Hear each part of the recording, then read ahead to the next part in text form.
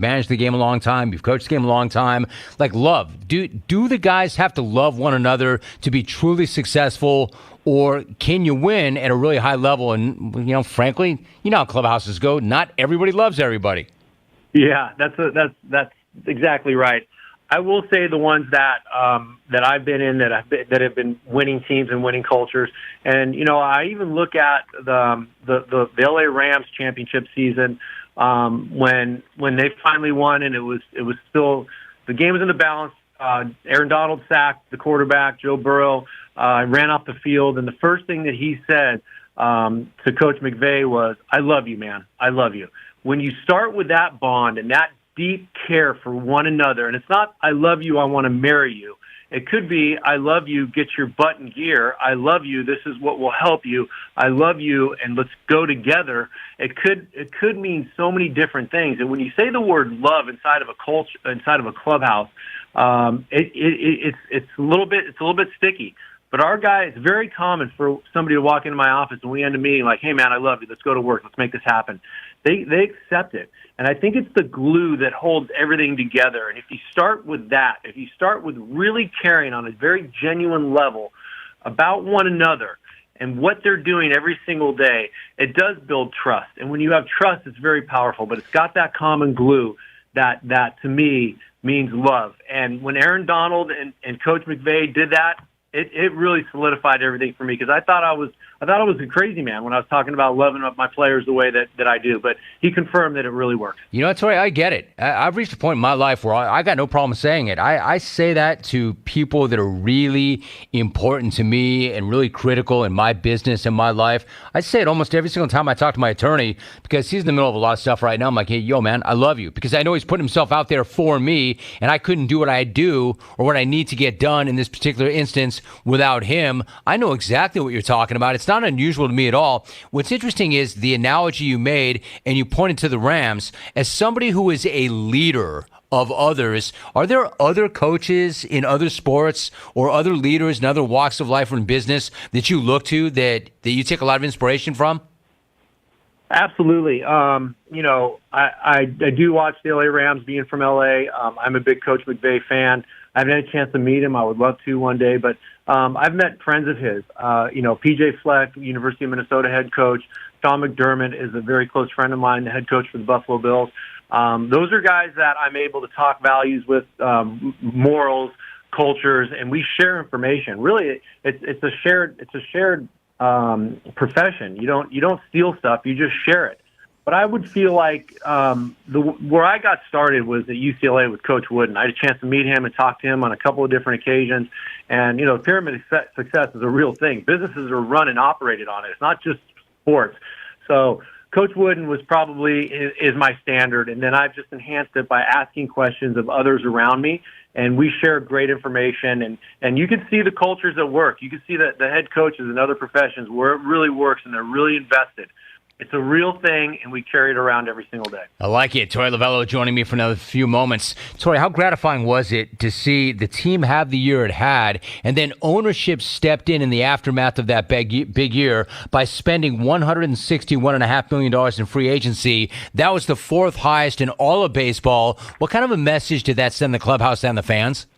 Yeah, I'm so grateful for Mr. Kendrick, Derek Hall, Mike Hazen, that group for laying down the game plan and then executing it. It's one thing to say this is what you want, and here are your targets, and then going out and get them is a whole new level of success. So we knew where there were some gaps, and what it says to me is that our ownership is committed as everybody inside of this building, and they want to bring a world championship to this town. They are going to do their absolute best, and they trust what's going on from the field level, where I take care of my business, and then Mike Hazen and his company with the acquisitions. It's a very healthy system where it's built on trust, and it means I'm committed to you guys. Go out and make good things happen. Got to have good players to win baseball games. We know that. When you bring the right guys in and they plug into this culture, it gets very powerful.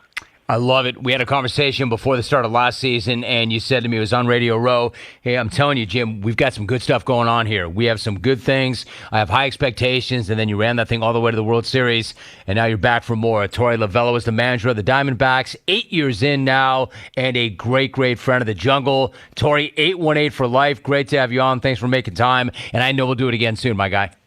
All right, I'll look forward to it, Romy. Talk to you soon. Be good, Torey. Appreciate you. Torey Lovullo. Man, it's hard to imagine, and I love Torey for so many different reasons, but he would come on as a player. He was a great jungle guy as a player. Played 8 years in the bigs, and the friendship remains. And stuff like that means so much to me. More now than ever before. So I appreciate you, Torey. Thank you very much. Skip. For the ones who get it done, Grainger is offering supplies and solutions for every industry, as well as access to product experts ready to answer your toughest questions. Call or click Grainger.com or stop on by. James Kelly, you did it. You got that plane up? You got that plane down? Although Gary Clausen asks, is Big Head even still in the studio, or did he have a dog washing appointment? Yeah, I don't know. The dogs are pretty far away. Frankly, the dogs are a flight away. He could not start the show and make it back in time to wash a dog before the end of the program. Unless he fueled up the G5, then maybe. That's it. That's the Tuesday show. My thanks to Torey Lovullo, Sam Amick, you clones, the XR4 Ti. Have a great day. See you tomorrow, Route.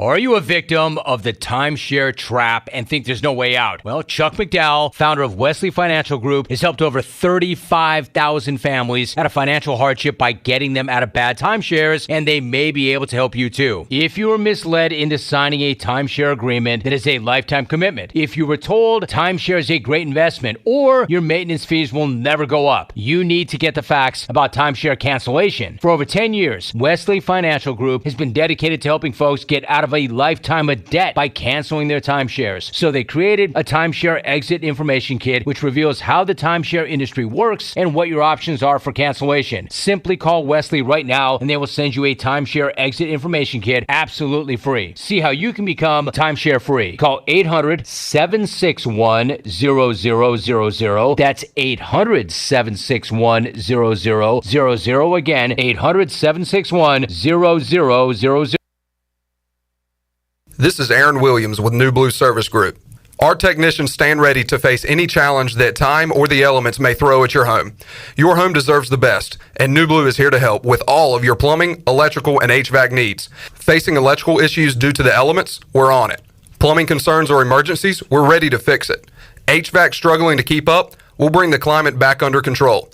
So go to callnublue.com today. Go Pirates. Country music artist and comedian Rodney Carrington is coming May 4th to Weldon Mills Theater, Eastern North Carolina's best entertainment venue. Conveniently located just off I-95 in Roanoke Rapids, Weldon Mills Theater offers a hassle-free entertainment experience with free parking, wallet-friendly concessions, and a cozy atmosphere. With comfortable seating throughout the venue, there isn't a bad seat in the house. Join Weldon Mills Theater for a memorable event where you can relax and make lasting memories. Get your tickets for Rodney Carrington on May 4th at weldonmillstheater.com. Hear that? That's the plumpest, juiciest hot dogs you've ever seen getting their grill on. But we both know what'll make it sound even better. Oh yeah, it's a Pepsi to go with your hot dog. Because when you're chomping on America's favorite meal, relish, mustard, and onions perfectly blending into a crescendo of flavor, there's only one thing that makes everything about that moment better. A cold, refreshing Pepsi. One mouth-watering sip is all it takes to make this whole experience go from pretty good to jaw-droppingly, table-poundingly incredible. Don't believe me? Just listen. See what I mean? It's like music to my ears. And if you'll excuse me, I have a date with the two most beautiful things I've ever seen. Or heard. Hot dogs. Better with Pepsi. That's what I like.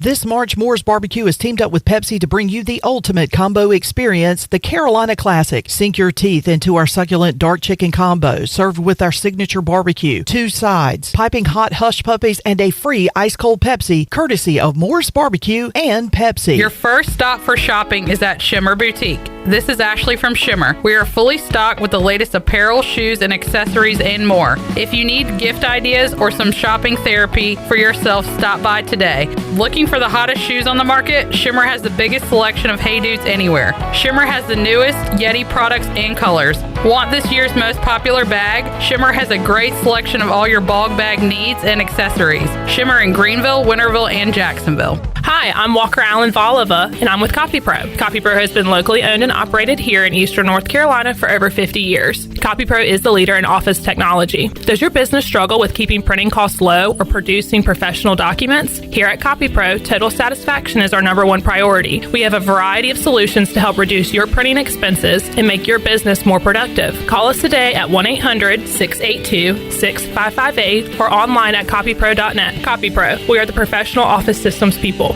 It's bow time.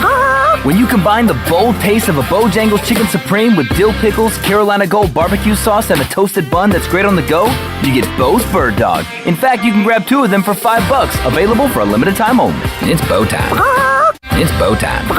Bojangles' new chicken rice bowl is bold from the bottom up, with a base of dirty rice, Cajun pintos, grilled chicken or supremes, and a sprinkle of cheese. Like it hot? Add a dash of Texas Pete. Head to Bojangles and try the new chicken rice bowl for a limited time. It's bow time.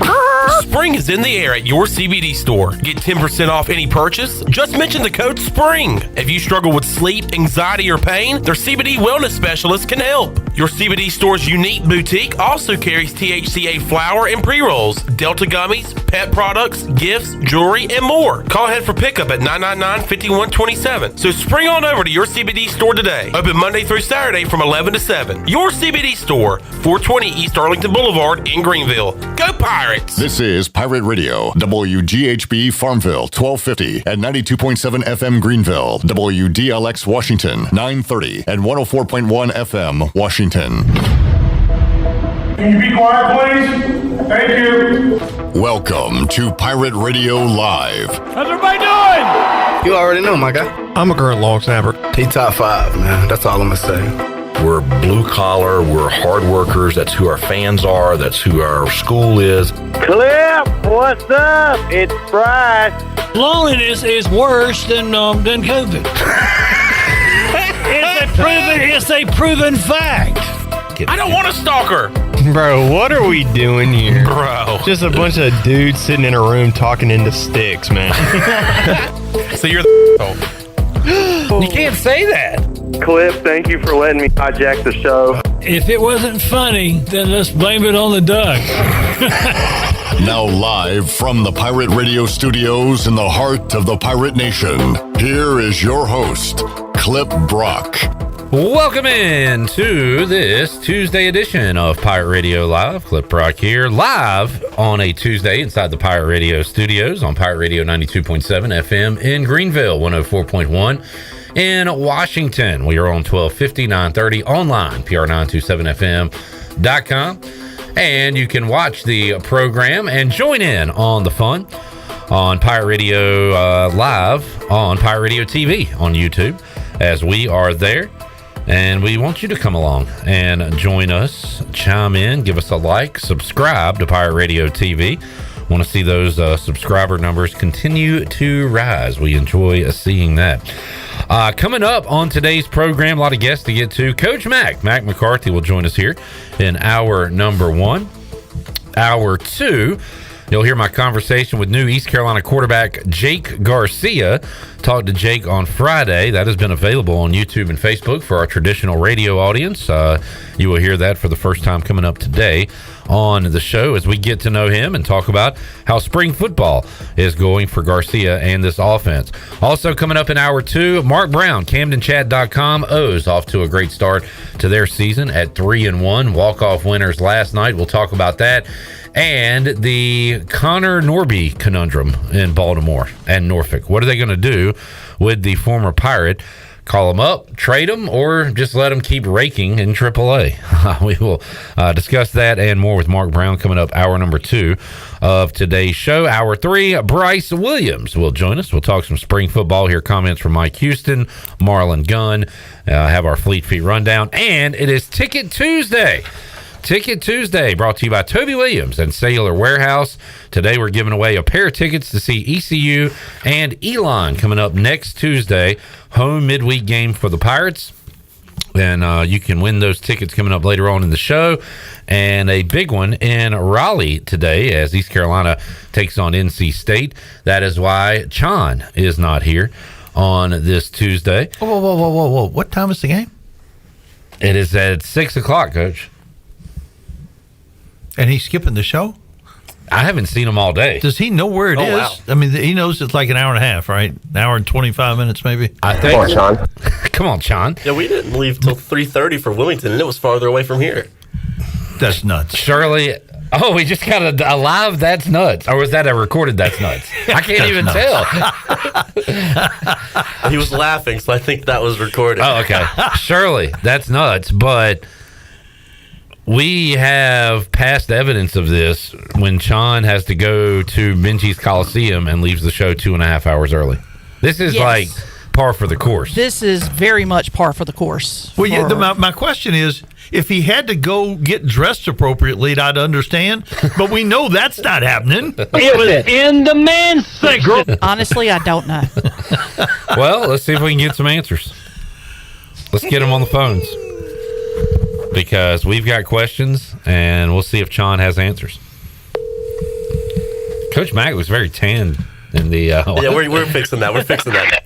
Well, we know that's not it. I hear y'all. What's up, Sean? I'm sitting here listening to y'all live, and as soon as I heard Coach Mack, I was like, here we go. But we are actually arriving in Raleigh right now. Jenny is actually putting the blame on this. She wants to go shopping. Oh, my God. I mean, at least she's taking the blame. What, at the NC State Student Store, y'all going to get some Pack merchandise, Final Four gear? I think I might get some Final Four shirt. Bring Lindsay something. Delaney, bring me something. Bring me coming something. up here soon, and she wants to get an outfit for the Kentucky Derby. And maybe something appropriate for you to wear to the game. What are you wearing to the game? Coach Mack is very curious about that. I'm honoring the voice, Jeff Charles, with the shirt that we made probably about a year or so ago with the paint can with the purple paint coming off of it with the Pirate Radio logo on the back or on the front. Great shirt, but it is a T-shirt, Coach. Well, certainly he's not representing Pirate Radio, so it's okay. Or is he? Did he say?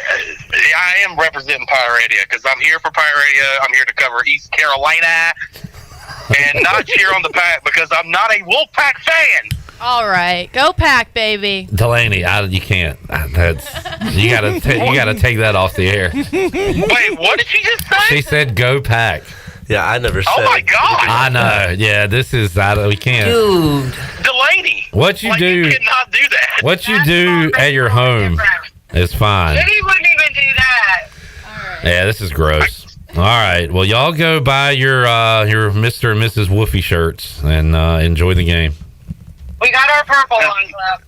I'm not doing that. I'm not an NC State fan, so I'm not going to buy any of their stuff.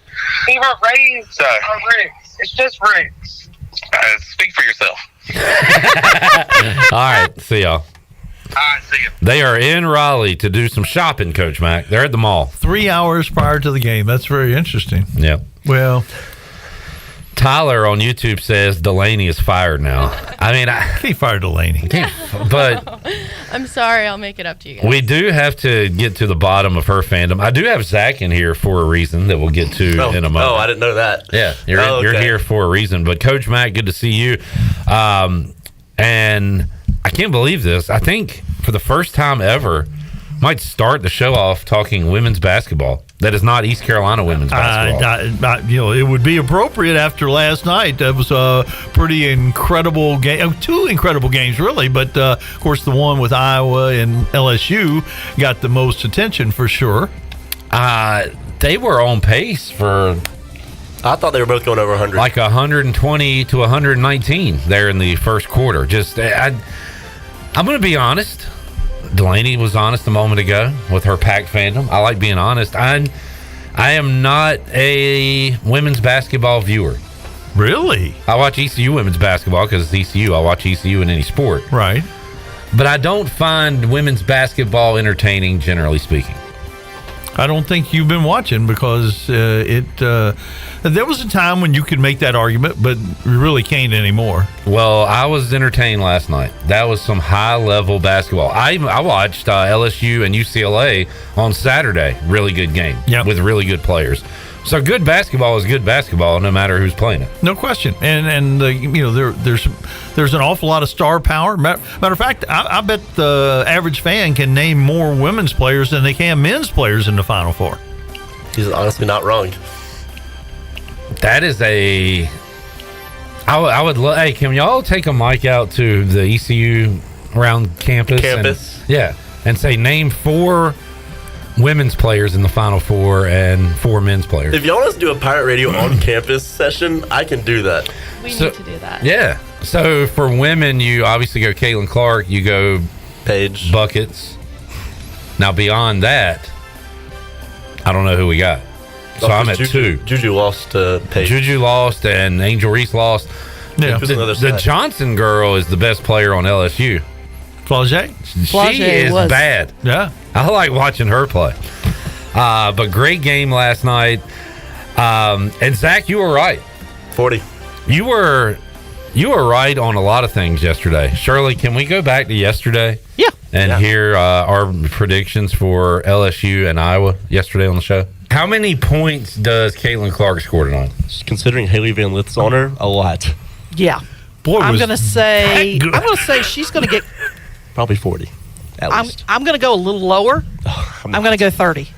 Haley is like... The total is 32, I think. 32 and a half. Haley's 5'7", maybe. She's short. Yeah. She had 30 in the game last year against LSU. Yeah. But she didn't have Haley on her last year. And Haley is short and isn't great at defense. And Caitlin doesn't care about defense. Okay, well, wouldn't they put somebody good on her then? No, Kim refuses not to put anybody else over there. No, that's what you think. No, Kim plays Haley at point no matter what. It's so dumb. That's what you think. And you're calling her by her first name like y'all know each other. It's funny. Well, it's Haley Van Lith. That's a long name. No, I'm talking about Kim. McCulkey. I don't like saying that. Yeah, that her name. McCulkey. Yes, that last name is kind of weird. Is it Mulkey?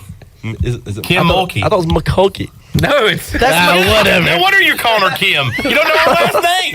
Well, see, I had a reason. Can you spell that, or can we call A Harp and have him spell it? Kim McCulkey. Macaulay Culkin? McCulkey better. Macaulay Culkin. Kim! Either way, it's going to be a good game, though. I think Caitlin's going to have a double-double. I'm going to call it 30 and 12. Assist? Yes. 40-20. Oh, my God. All right. And did Shirley hit the assist? She did. I did. The power duo here hit the points and the assist. That was impressive. And even broke it down. Yeah. Why it was going to happen. I like that. And I just assumed that Kim Mulkey, a.k.a. Kim McCulkey, a.k.a. Macaulay Culkin, would have enough sense and was a good enough coach to not put the little point guard on Caitlin Clark. But I was wrong, and you were right, Zach. Yeah. So I'm giving you some flowers here. Not only did he nail it, the commentators in the fourth quarter, when Kim finally switched Haley and Flau'jae, so that Flau'jae was guarding Caitlin, the commentators even stated, I'm surprised that Kim waited this long to switch them defensively. And I mean, first of all, that game was redonkulous as far as Caitlin Clark shooting from, the parking lot.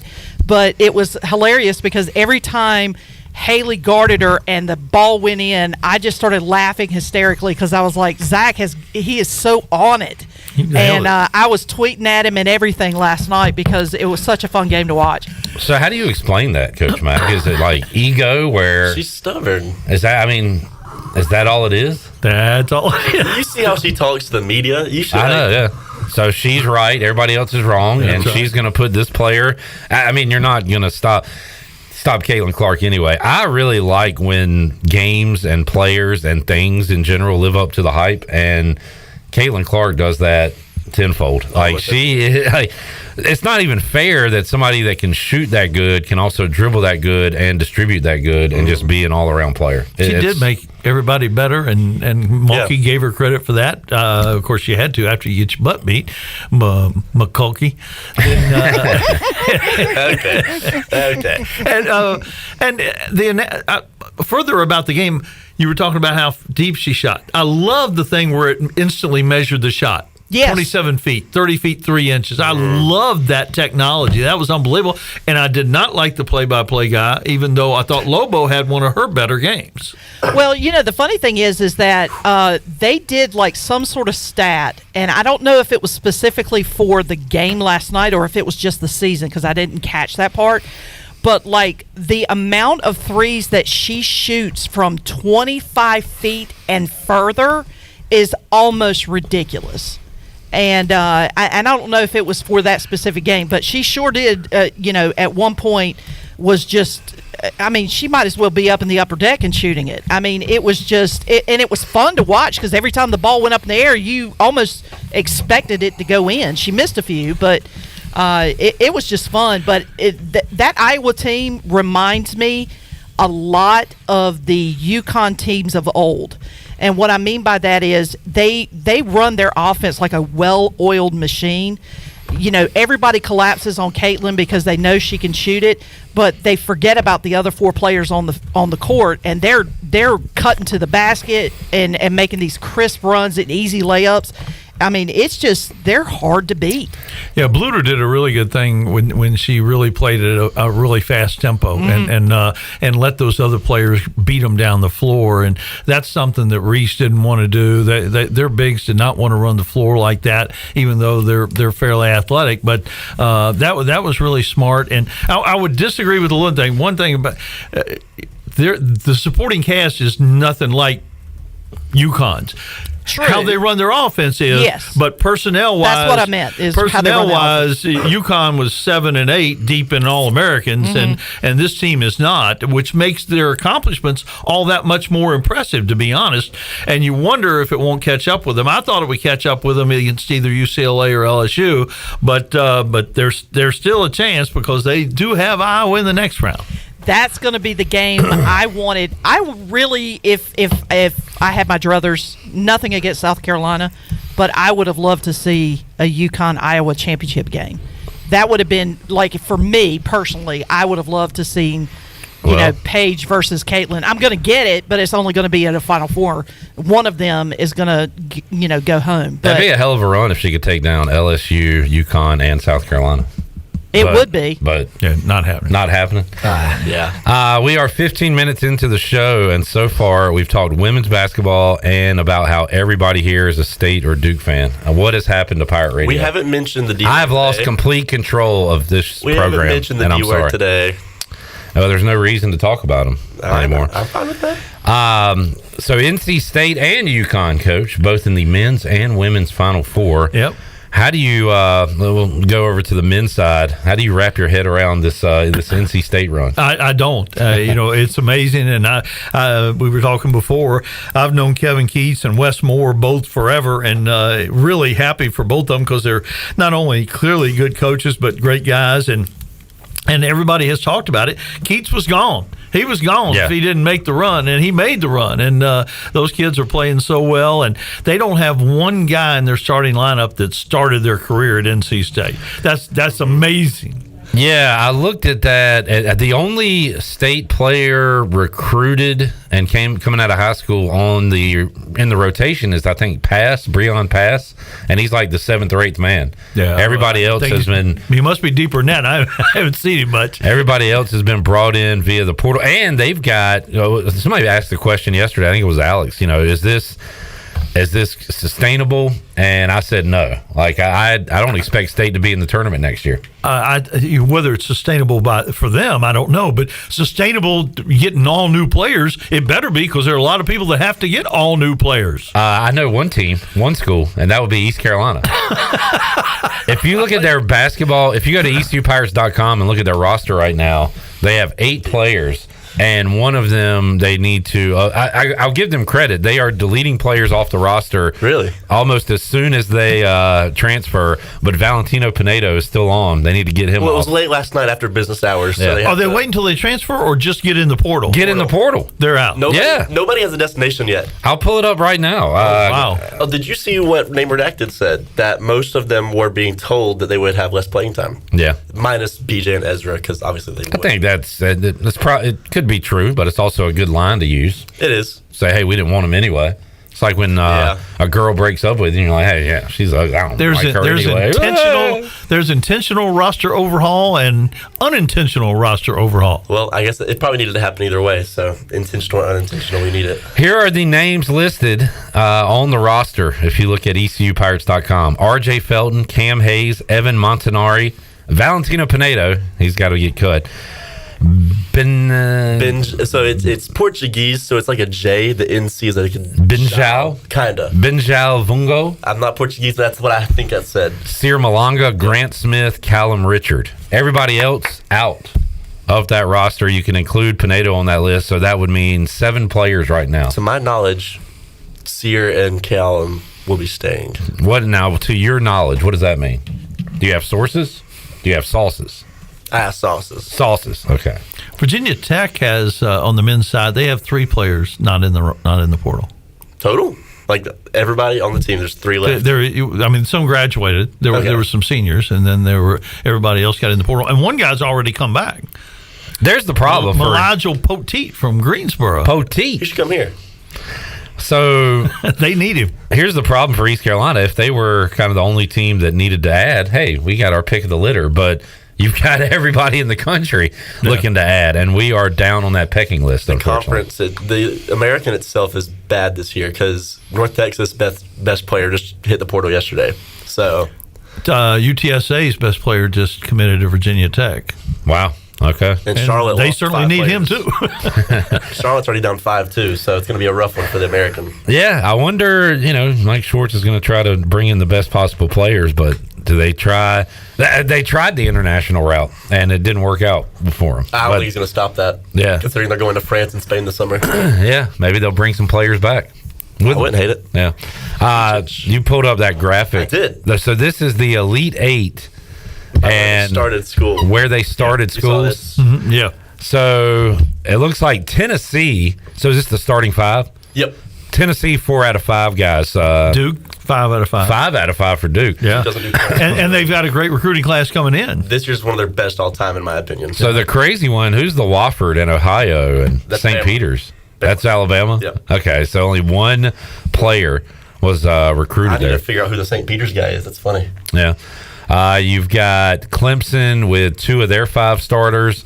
Illinois, 3 of their 5 starters. UConn, 3 of their 5. Of course, Tristan Newton I think in that UConn mix. was actually 2 because he changed one of them. I think that one guy's also a transfer. Can I see it one more time? Yeah.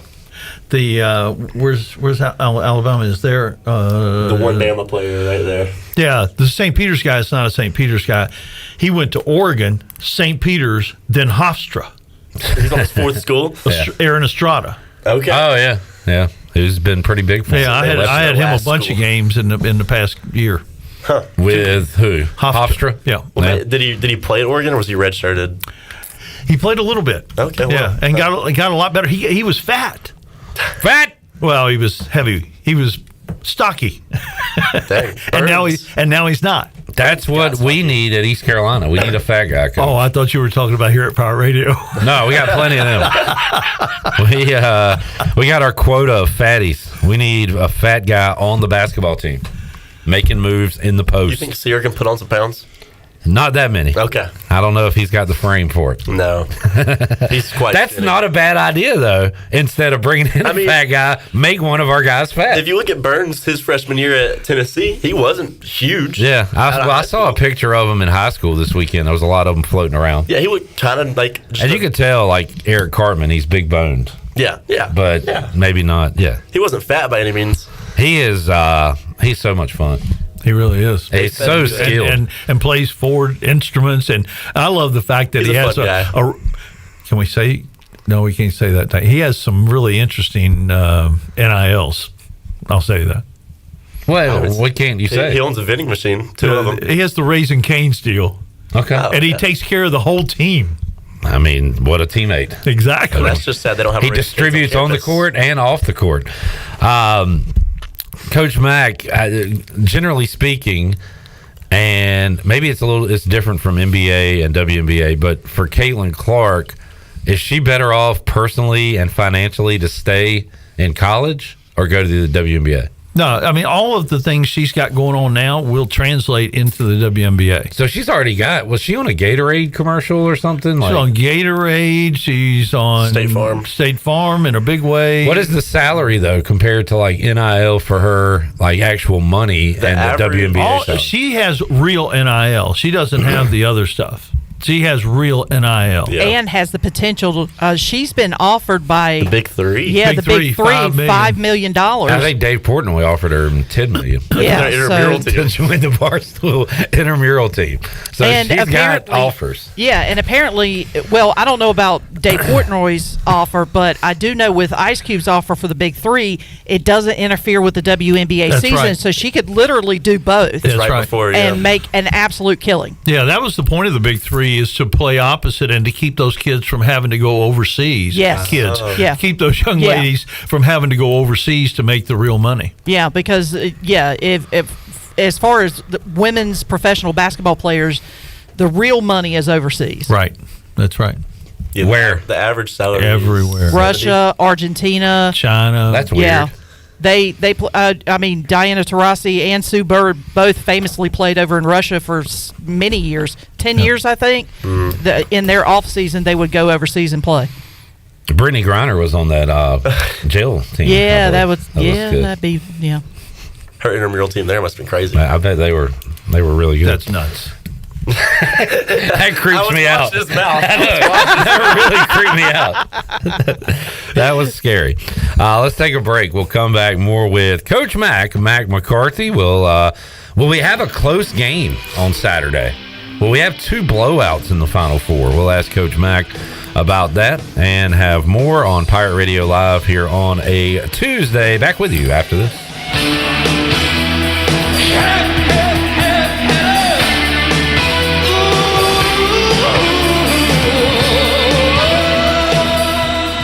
Fest, presented by Optimum, offers a full day of piratical tomfoolery for all ages. This free event includes over 125 vendors, food trucks, art demos, inflatables, and of course, pirates. Join us on Saturday, April 20th from 11 a.m. to 8:30 p.m. for live pirate reenactments, great food, and so much more. Finish off the day with a concert at the Greenville Toyota Amphitheater from Sister Hazel with special guest Taylor Holder. For more information, visit piratefestnc.com. It's going to be awesome. Home runs and high fives always go better with a Bud Light. Bud Light is America's favorite light beer and the official beer of the ECU Pirates. Whether you're headed to the ballpark, the jungle, or the couch, be sure to pick up and order some Bud Light and enjoy the ball game. Bud Light is always easy to drink and easy to enjoy. And remember, Pirate Nation, stay in the game and please drink responsibly. Bud Light, the official beer of the ECU Pirates, and proudly distributed by Carolina Eagle Distributing since 1989. Go Pirates! This is your What's New update brought to you by the new Greenville Auto World. What's new? The new Greenville Auto World has new owners, a state-of-the-art service repair facility that can help you with tires, state inspection, AC repair, and more. Greenville Auto World can work on any type of vehicle and offers great monthly oil change specials. What's new? You making a service appointment now by calling 364-8730. For award-winning service, trust Greenville Auto World, Highway 43 across from the Speedway at Bells Fork. Pirates supporting pirates.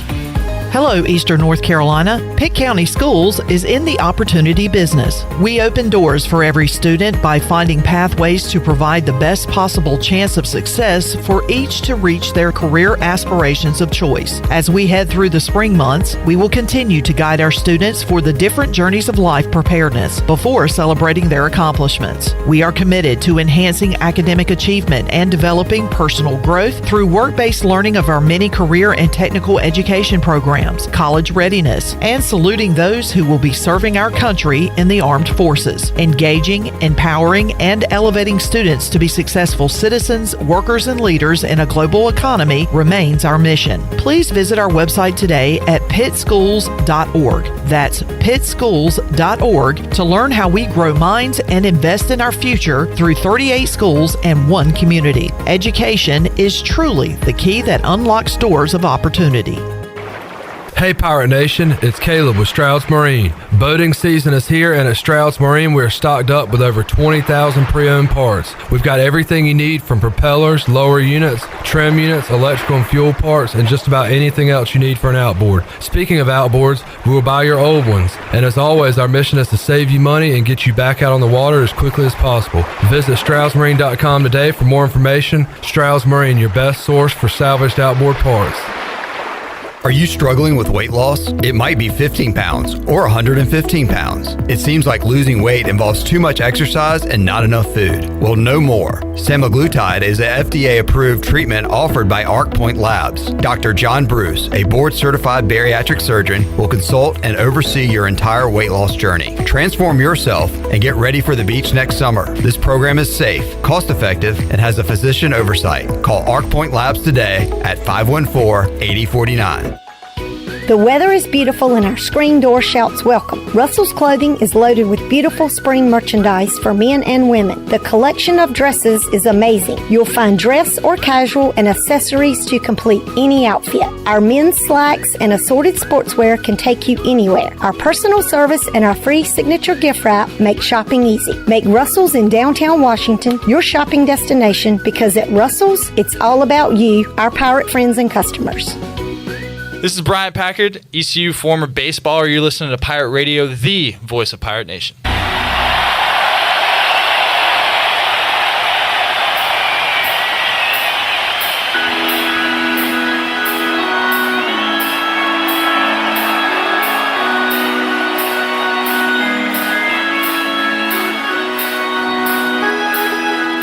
You're listening to Hour 1 of Pirate Radio Live. This hour is brought to you by Pirate Water. Get ready to party, pirates. Go to drinkpiratewater.com to find your new treasure. 21 and older only. Pirate Water. Why be yourself when you can be a pirate? Now, back to the show.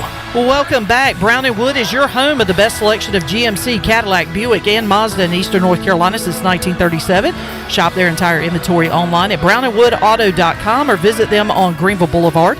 Brown & Wood, Greenville's #1 dealership and the home of the lifetime powertrain warranty. Now let's head back into PRL. Here's Clip. All right, back with you on Pirate Radio Live here on a Tuesday. Coach Mack McCarthy joining us in the Pirate Radio studios. It is game day in Raleigh, East Carolina, and NC State. Great midweek matchup going on in Raleigh today. And Mack, Alec Makarevich, the former Pirate, will take on his old team. So you got a great storyline there, and what should be a really good game. Pirates trending up right now with 4 straight victories going into today's contest at 6 o'clock. We checked in with Chandler Honeycutt earlier, who is shopping in Raleigh. Still 2.5 hours before first pitch for an outfit for the game. So there you go. Looking for an outfit. Come on, John. Jamie says, I was on a work call, missed the first segment, went back and listened. Oh my God, what are we doing here with the state talk? That's what I'm saying. Incredibly big baseball game tonight, packed down. I'm scared to ask Delaney who she's pulling for in this baseball game. You don't have to ask her. Delaney, ECU and NC State play in baseball today. You are a student at East Carolina. You are wearing an American Conference Championship ECU baseball shirt. Who are you pulling for? Pirates, always Pirates. Always Pirates. Can we clip the soundbite of her saying the bad words earlier? No. GPG? No, get that out of here. Mack McCarthy is the only coach to ever beat NC State in basketball here at ECU. And you are disrespecting him with your Go Pack talk. If ECU and NC State played in basketball, who would you root for? Pirates. Okay. Good answer, but bad execution Pirates on the answer. always. All right, at least you're towing the company line here now. You're learning a little bit. I had a little meeting with her during the break. Why are you a State fan? So my older sister and her fiance went there, and while they were at school there, I would go visit them and spent majority of my freshman year there. So, Okay. Yeah. Where were you Sunday night? You have a tie. Zach, why are you doing this to me? Yeah, Zach is trying to get himself out of his grave. Like, Sure, I'm in my grave, okay? But you are doing much worse heinous crimes. Well, the people don't need to know that. She was at Mack. She was at the tower when they lit it red. Come on, that's a cool experience. Not for an ECU student. Where did your parents go to college? My mom actually went to ECU, and my dad went to Chapel Hill. Well, my dad went to a lot of schools, but my mom went to ECU. Okay. So you've got a lot of ties, a lot of places. Yeah. All right. That feels even more sacrilegious. Her dad went to UNC. We don't cheer for them. Good. But, all right. Whatever. There's one in the win column. Good answer. Yeah. Finally, a good answer. All right, Coach Mack, Final Four coming up Saturday, and we've got two large spreads and one really large guy, Zach Eady. We'll talk Purdue and NC State. I'm afraid this DJ Burns Palooza is coming to an end because Purdue, I said that generally speaking, women's basketball is not entertaining to me. Purdue games are not very entertaining to me because there are a lot of fouls. Yeah, they are. And, it's such a weird team because they really keep the other team in it a little bit because they need to wait till Zach gets down there.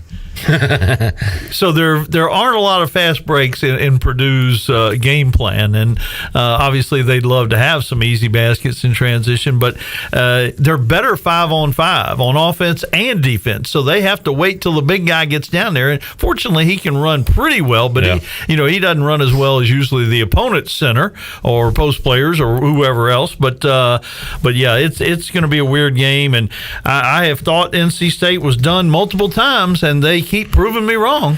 Correct. They are tough to pick against right now. Zach Eady, I'm going to say he's a good free throw shooter, and now I'm going to look up his stats to see if that is true. He is good. He is 71%. Yeah. For his size, I would say that's elite. You see a lot of big guys, the old hack-a-shack.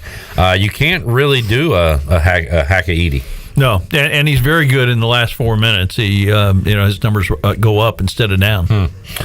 Do you just said it's tough to pick against NC State. Do you pick against them here? Yeah, I am. Got to? Yeah, I am for sure. Yeah, great run, but right now, what does Burns do?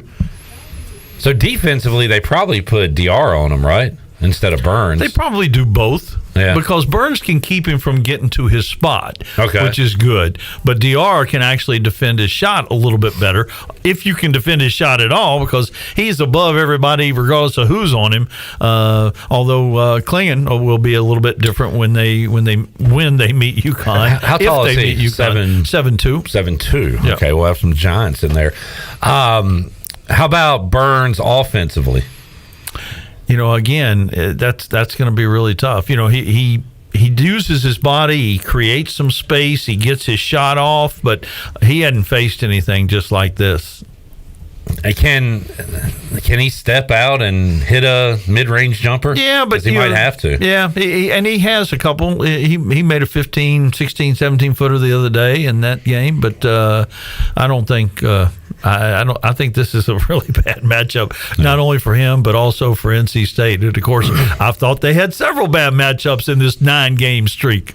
All right, how about the other one? UConn is a machine. Boy, Alabama and Clemson. I'll give credit to Clemson, coach. They were throwing haymakers at each other in that second half. Just big shot after big shot. That's why you like Alabama, because they have the ability to light it up from three, but that also makes you nervous in any matchup, because if they go cold, that's all she wrote. Yeah. Which they did against who was their Sweet 16 matchup? Or was it their round of 32 matchup? It was a team trying to pull an upset. I don't even remember at this time. But they shot poorly, but the other team did as well. We've seen them shoot poorly in some games, but can they shoot well enough to keep them in the game against UConn?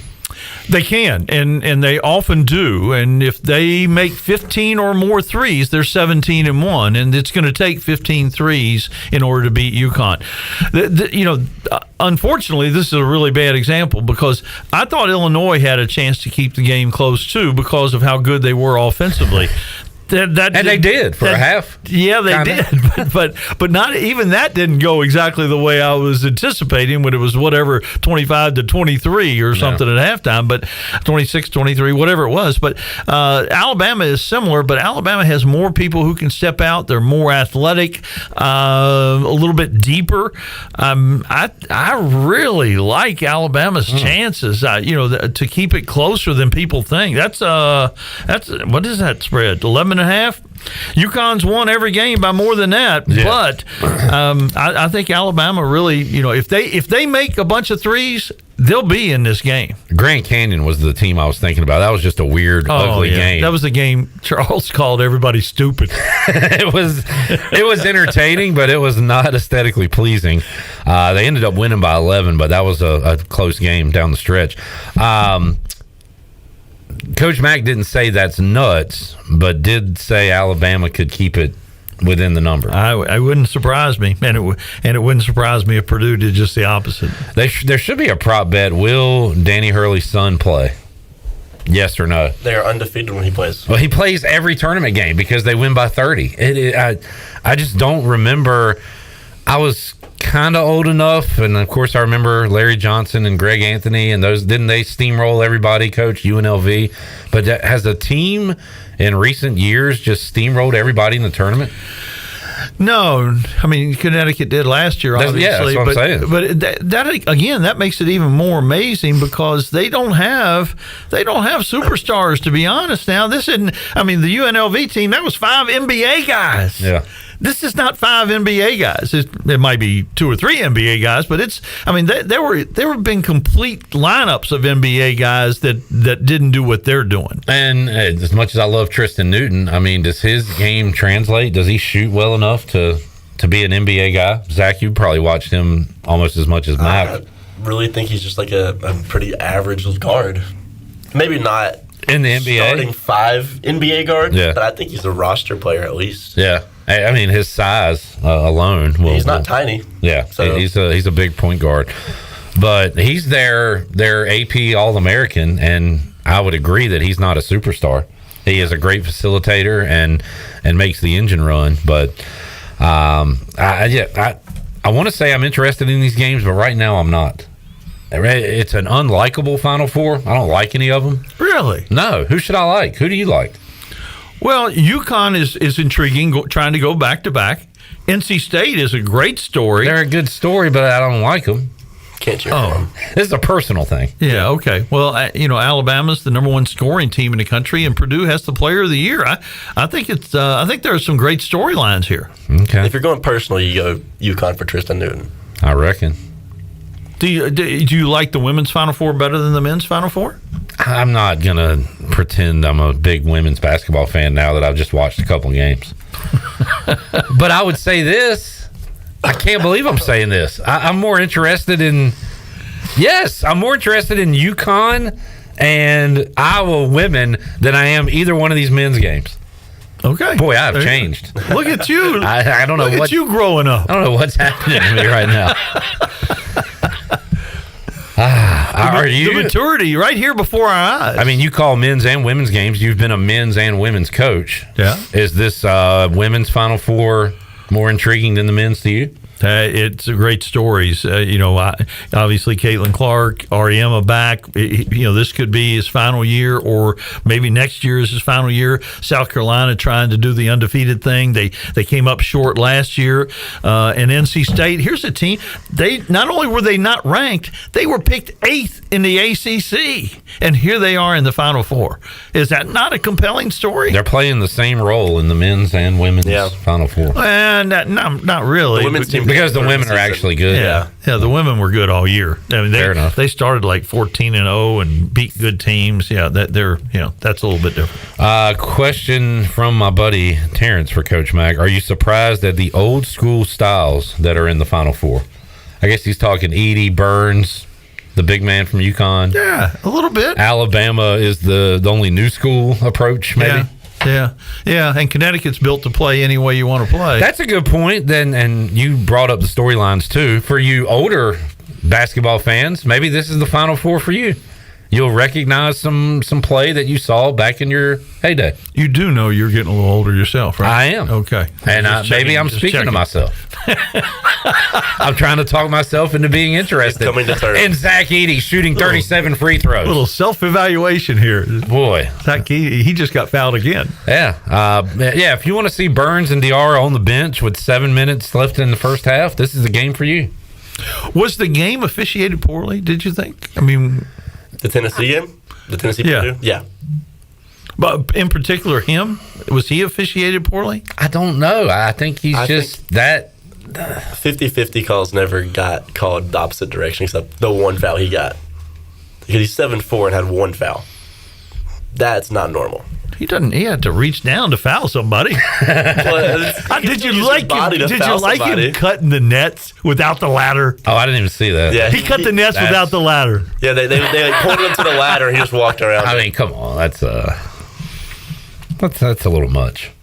Just take a step or two on the ladder like everybody else, Zach. The free throws were 33-11 that game. Yeah. And they shot the exact same percentage. But they threw it inside, and Tennessee shot all jump shots. Yeah, I mean, there's a reason for that. Connect. I'm not saying that I'm not on the awful officiating. I'm just saying it is what it is, and I don't like it. But he gets fouled a lot. I don't know how you guard him without fouling. If you do that, he scores. I mean, yeah, if you guard him legitimately with just hands straight up, he's going to score on you. Right. But I feel like they still call the foul most of the time. Because I saw clips of the Tennessee game where the players just like, what do we do? Yeah. Well, there'll be a lot of Middlebrooks playing. Is that the guy's name for State? No, that's the guy for who's State. the Danny Cannell's nephew? Yes. Yeah, I just found that out on Sunday. Well, he's been talking about him. Of course, he was at Clemson before. He's been talking about him on the radio for 4 years, so. Yeah, there'll be a lot of him and some other big guy we've never heard of for State playing because they are going to get their fouls. This hour is flying by. Let's take another break. We'll come back more with Coach Mack. Coach Mack will be paying attention to basketball this weekend and NASCAR. Yes, had a great race. Well, a great finish at Richmond. And, boy, how about this? We'll talk to Holden Ahlers tomorrow on the show. Holden Ahlers just announced his guest for Thursday's show. Ezra Azar will be on his show talking about his decision to transfer. So what, he just gets all the transfers on? I guess so. Teagan on there to talk about why he left. You got Ezra talk about why he left. And then a transfer that we took advantage of in football, Isaiah Winstead. Poor man was locked in the Mack for 4 years. He was in the Mack and came over here, had a great season, and had a touchdown. The first touchdown in UFL history was scored by a Pirate, Isaiah Winstead. He'll be on the Holden Ahlers show coming up on Thursday. We'll talk to Holt on Wednesday's edition of Pirate Radio Live. More to go with Mack McCarthy after these words.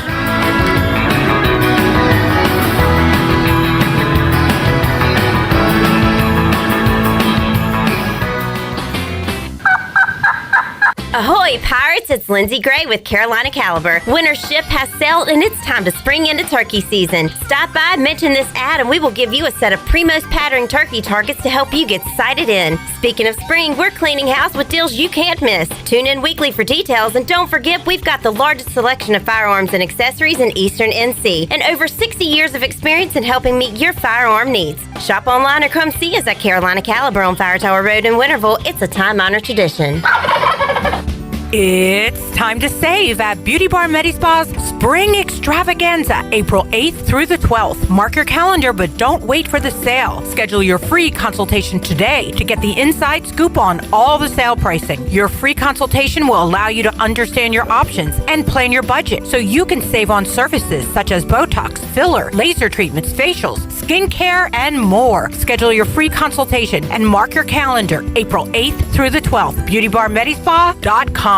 Looking for physical therapy near you? Have you had orthopedic surgery, a work or sports injury, or a medical condition that has limited your day-to-day activities? At ENC Physical Therapy, we strive to provide one-on-one care with a personalized treatment plan with little to no wait times for initial evaluation. ENC Physical Therapy is located in Washington, a convenient 20-minute drive from Greenville. As a patient, you have options and the right to choose where to go. So give ENC Physical Therapy a call today at 252-495-0018. ENC Physical Therapy. Want a great lunch with quick service? Huckleburger. Need a place to dine out with the family tonight? Huckleburger. The fastest full-service restaurant in town. Huckleburger. Huckleburger is committed to 3 core values: highest level of customer service, high-quality delicious food, and lightning speed. The Huckleburger menu features delicious burgers, cheesesteaks, chicken sandwiches, black bean burgers, salads, and much more. Huckleburger in Greenville near Lowe's on Memorial Drive and off of 15th Street near the movie theater in Washington. Huckleburger. Delicious, fast, fresh, and friendly. Saturday, April 13th, the 4th annual NC Strut Masters Championship is back. Presented by Whitetail Properties Real Estate. Turkey hunters from all over the country are headed east to put their skills to the test, and the top scoring birds will win big cash prizes up to $30,000. Live performances by Sadie Bass,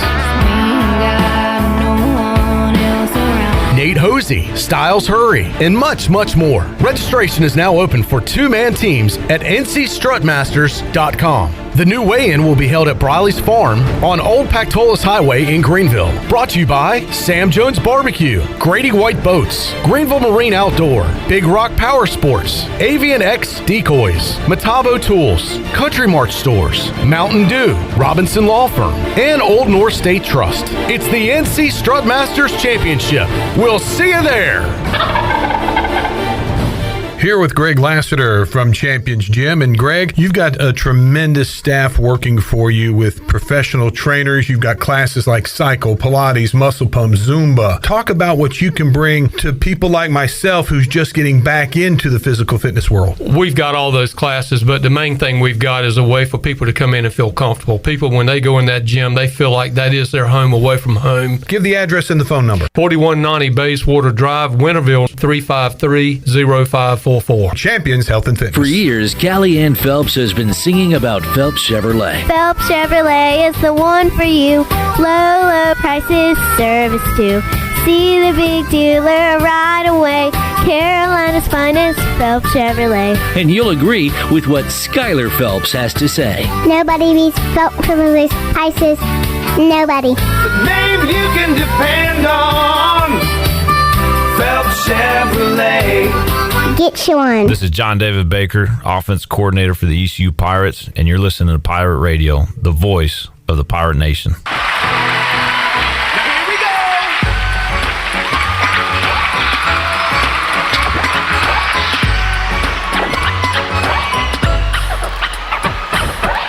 You're listening to Hour 1 of Pirate Radio Live. This hour is brought to you by Pirate Water. Get ready to party, pirates. Go to drinkpiratewater.com to find your new treasure. 21 and older only. Pirate Water. Why be yourself when you can be a pirate? Now, back to the show. Welcome back. Caleb Stroud of Stroud's Marine grew up on the water and has loved boating his entire life, and that's why in 2012 he decided to give back to the marine community by creating a way for boaters to order pre-owned salvaged marine parts online. Stroud's Marine was born to offer incredible prices and unparalleled customer service. Their mission is to save you money and get you back on the water as quickly as possible. Visit StroudsMarine.com today for more information. Stroud's Marine, your best source for salvaged outboard parts. Now let's head back in to PRL. Here's Clip. All right, Shirley Rhodes, intern Delaney over in Studio B. Intern Zach gets a big chair today after correctly calling Caitlin Clark's 40 points last night and Kim Mulkey's inability to make a change defensively. She had 41, right? 41 and 12. And last year in that game to go to the Final Four, she had 41 and 12. Just so you know. Freaky. Oh, I was not aware of that. How about that? I didn't guess off that. And there is that. There is that. I meant to bring this up, Chad, and talk about it yesterday. He says Edie never gets called for 3 seconds. Is that even a call anymore? It should be. I don't think I've seen it called this year. That actually could affect him if they really called that. He was in there 9 seconds one time. Yeah, I saw that same clip. Have you've called a lot of games this year, Coach, men's and women's? Was it called in a game you? Less than 5 times total for 30-some games. I don't remember seeing it in the ECU games, Zach. Do you? No. I don't think I've seen it called. They don't. Did you see any carries this year? No. That one's done. Yeah, that was funny because they did a thing with Caitlin Clark late in the game. They showed some slow motion thing about I don't even know what they were showing, but she actually caught the ball. Her hand was under the ball, and she turned it over and caught it again and turned it over. Yeah. And it was just and it wasn't meant to show that. They were showing something about her, and I said, "Goodness gracious! You talk about being unguardable. If you let someone carry the ball, there is no way you can stay in front of them, and that happens a lot." A couple of calls that have gone the way of the dinosaur or the dodo bird, as the announcer on MLB The Show says quite a bit. Tyler says the video of Edie pitching in high school would terrify me as a batter. Do you see that? I have not seen It's that. so bad. Is it like Andy Reid in the punt, pass, and kick it's video they always show? I'll find it. Where Andy Reid is 6'9" and all the other kids are 4'2". Zach Edie pitching. Yeah, just the intimidation factor would probably. I wonder, how tall was he in high school? 7'3" at that time. Yeah. I'm still waiting to hit my growth spurt. I hope it happens for me one day. Jamie says he still sees force. Let's check out. God, that is a goofy motion. But there's just a lot of arms and legs and body parts that he's got. Jamie says he still sees 4 steps sometimes. 3 steps is normal. I still see travels called, but obviously not as much. Yeah. They explain it away with calling it a Euro step. Yeah. Is that what you call it on a broadcast, or do you call it a travel? I call it a travel. How much do you talk about the refs on a call? On TV, very little, because you're going to see it again. We'll have a replay of it, so that'll explain it. On radio, I talk about it a lot. Well, that's a good point, because you are trying to paint the picture of what actually happened. Trying to paint the picture, and you can be a little bit more homerish on radio versus TV. Fair enough. Yeah, that's another good point. Mac McCarthy joining us. You mentioned, I think during the break, you went to the Final Four. We were talking about Dan Hurley. Zach, you said he played for Seton Hall, which I was unaware of, which got me to, did he play for PJ Carlesimo, which got me to, did he play in that championship game? But anyway, you said you were at that game, that Final Four in '89. Yep. In Seattle. What's the last Final Four you went to? Oh, gosh. Something around 10, 12, something like that. I went to 40-some straight. From 40-some straight? Yeah. And you're only like 46. Yeah. I started out, and my parents would take me. Thanks, Mom and Dad. So could you get an invite? Could you go today if you wanted to? Yeah, I'm a member of the National Association of Basketball Coaches still, emeritus, and yeah, we continue to get tickets. All right. Your wife didn't want to go to Phoenix, I guess? Or She's been there and done that. She's waiting for the one in the Bahamas, I guess? I've drug her along to many Final Fours. And is there a destination she would say, hey, Mac, let's get tickets to this one? Probably. Her favorite destination was San Antonio. Okay. She liked that one the very best. And it'll be back there. Yeah, when it goes back there, there'll be some temptation on her part. I don't know whether she'll take me or I don't know. Going to do some Charles Barkley jokes in there, but and compliment your wife. The churros. Yeah, the churros. Yeah, she would not fit the image that Charles talks about. That's where San Antonio. That's where I was going with that. Yeah. Do you have a desire to go at all? No. Yeah, I've done that a lot of times. 40 in a row is pretty good, I would say. I'd like to go to one. And you will be going to a NASCAR race this weekend. Martinsville. Brian Meador and we're both taking our wives to. Mine is a big NASCAR fan. His this will be her first trip. Oh, cool. She almost got kicked out yesterday by asking about what the dress code was, and we laughed and we laughed. Is Chandler dress appropriate for a NASCAR race? Yeah, a little overdressed, to be honest. Come on, Sean. Well, that'll be fun. You have a pick. When is qualifying? Is this one of those where you need to see qualifying before you pick? No, not really. No. Although you do want to be up front. You don't want to be coming from the back at Martinsville. But it's a long race, so you got a chance. It doesn't start till 3, which makes me mad because we'll get home really late. But gosh, Denny Hamlin is hot, and he's really good at Martinsville. So what was the controversy with Hamlin you were telling me about? Well, there were two things. There was a late caution with just a couple laps to go when Martin Truex had the race won. Nobody could catch him. He was going to win the race. And then Bubba managed to wreck Mr. Kyle Larson, and bring out the caution. So then we had a green-white checker, and Hamlin got out of the pits first, which he often does. He has the best pit crew in NASCAR. And then he jumped the start. He started before the restart zone, and it was over. Once he got out front, there was no catching him. Bubba, by the way, races for Denny Hamlin's team, right? That's right. Was that an assist? Well, it probably unintentional because Bubba is pretty indiscriminate when it comes to wrecking people. Interesting. I love NASCAR conspiracies and all conspiracies. Jamie is picking Denny Hamlin in Martinsville. Derek says, why do announcers feel the need to defend the non-call? Do you have an answer for that? No. I think sometimes you do say, I'm glad they didn't choose to insert themselves in this situation, but nobody gained an advantage, that kind of thing. But he's probably right. There are probably some situations where you should call it out and say, listen, there should have been a call right there. Boy, did you hear Bill Raftery the other day when Filipowski threw it off the shot clock and they gave Duke the ball? Yeah. He said, "Come on, yeah. What are you doing? It's so good to be old. You can lose your filter. Yeah, nobody says anything, bro. What are we doing here?" That was pretty much what he said. Please tell me, Bill Raftery is a great guy. If you like to imbibe, he is a wonderful guy. If you like to do what now? Have a drink or two. Oh, okay. All right. Well, I have to say that we're fans of Bill Raftery around here just because of some of his catchphrases. But in the state game, he referenced, there was a camera shot to, I believe it was the state bench. And he says, oh my goodness. He says, they're giving the gas face to a particular play. And I immediately said, he did not just say they gave them the gas face, because my first immediate reaction was, he doesn't know anything about third base.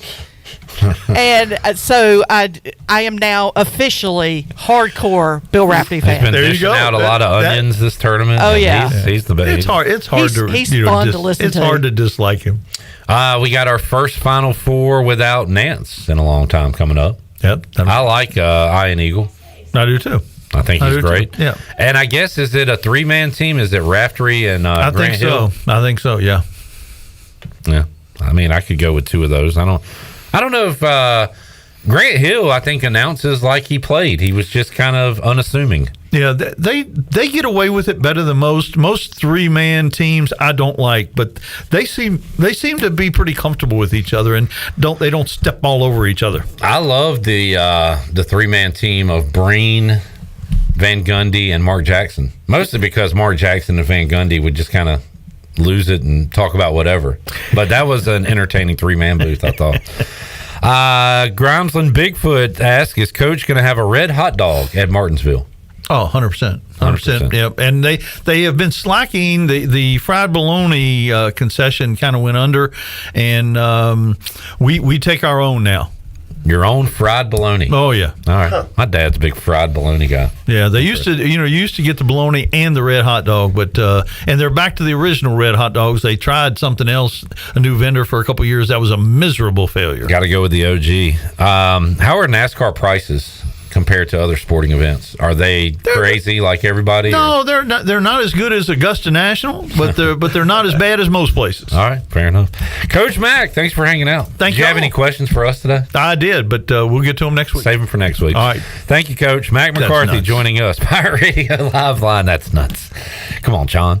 We'll take a break, come back. Hour number 2 of Pirate Radio Live. When we return, we will hear from Jake Garcia, new Pirate quarterback, in a battle with Caden Hauser. I have sources who say that Jake Garcia is really spinning it out there and looking good and looking sharp. I've heard it's a battle. I've heard the same, that we have a legit quarterback battle. We'll get to know Jake Garcia when we return. Pirate Radio Live after this. Down the street, I observed this lovely lady that I wanted to meet. I walked up to her, I said hello. She said, hey, you're kind of cute. I said, yes, I know, but by the way, sweetheart, what's your name? She said, here with Jeff Stein at Brown & Wood. It's a great time to buy a used vehicle. It's not a great time, it's a perfect time to buy a used car from Brown & Wood. We have over 115 used vehicles in stock, and we're number one in the market on price. We have limited lifetime powertrain on all of our used cars under 80,000 miles, so go to brownandwoodauto.com to find out more. 4 brands, 3 generations, 2 rooftops, and 1 goal: to make sure you leave a happy customer. Golden Ticket Cinemas is Greenville's newest movie theater and is now open in the Greenville Grand location on Greenville Boulevard near Cracker Barrel. Experience the ultimate movie magic with their Elite experience. The Elite Theater has the largest screen in Greenville, state-of-the-art 4K laser projection, immersive Dolby Atmos sound, and heated luxury recliners. And coming soon, Eastern North Carolina's only IMAX theater. Sit back, relax, and enjoy the show in style with luxurious amenities and top-notch service at Golden Ticket Cinemas. Washington's favorite place to eat and where all the locals go is down on Main Street. Down on Main Street's famous weekday lunch specials are only $7.99. Stop by for the house salad with grilled chicken, the half club sandwich with chips, or everyone's favorite, the fried shrimp plate. After work, Down on Main Street is the perfect spot for dinner and a drink on the patio. Join Down on Main Street every Wednesday for half-price wings from 4 to close. Down on Main Street in historic downtown Washington. Go Pirates! Okay, guys, I've devised a plan to find better home internet. Kids, you scout the web for the best deals. Honey, you monitor our projected data usage. Or we could avoid that hassle and go with U.S. Cellular's home internet. There's no guesswork, and their internet's faster than ever. New plan. Ellen, you sign up for U.S. Cellular home internet. Madison, you bring me snacks while I stream the game. Let's do this. Bundle and save on U.S. Cellular's new and improved home internet. Just $29.99 when bundled with a wireless plan. U.S. Cellular, built for us. Terms apply. Visit uscellular.com for details. In this new world of having everything delivered to your home or office, why wouldn't you start using Cellular Warehouse for all of your cellular deliveries? Toby Williams and his team are in the business of delivering phones and tablets every day to customers, which enables you to take the hassle out of visiting a store. The best thing about this great service is that it is free. Call Toby Williams today at 252-799-7051 and let his team make your wireless experience fast and easy. Cellular Warehouse, your local U.S. Cellular authorized agent. Greenville's hometown pizzeria is Cucinella's. Cucinella's has 2 locations with great options for lunch, dinner, takeout, and they now offer catering. Dine in for lunch with a slice, salad, and a drink with a friend, or stop by after work and grab a beer or glass of wine while you wait for your to-go order. The best pizza, grinders, salads, and homemade Italian ice is at Cucinella's. Cucinella's Midtown across from Best Buy, downtown across from Sup Dogs, and on Facebook and Instagram. Cucinella's, serving handcrafted pizza since 1932. Come taste the difference. There's a common misbelief today that to make it further, you need to push yourself, that you need to give up any joy to continue your rigid routine. Or you could try another way. Take some time to enjoy life, like having a Michelob Ultra with friends, because happiness is essential to living an exceptional life. Michelob Ultra, a refreshing and balanced flavor with only 2.6 carbs and 95 calories. It's only worth it if you enjoy it. Enjoy responsibly. Michelob Ultra, Proudly distributed by Carolina Eagle Distributing since 1989. You've worked hard to make your business successful, and that's why it's really important to always have a bank in your corner when you need them. This is former ECU baseball player Ashley Capps from First Bank, and our experienced team of local bankers includes Lee Watson, Chris Richards, Josh Hooten, and Heath Nisbet. To get the business services that are right for your business today, come and see someone on our team at First Bank on Arlington Boulevard here in Greenville. First Bank, together with our customers, we're creating a world where individuals and communities thrive. Member FDIC, Equal Housing Lender. This is Pirate Radio, WGHB Farmville, 1250 and 92.7 FM Greenville, WDLX Washington, 930 and 104.1 FM Washington.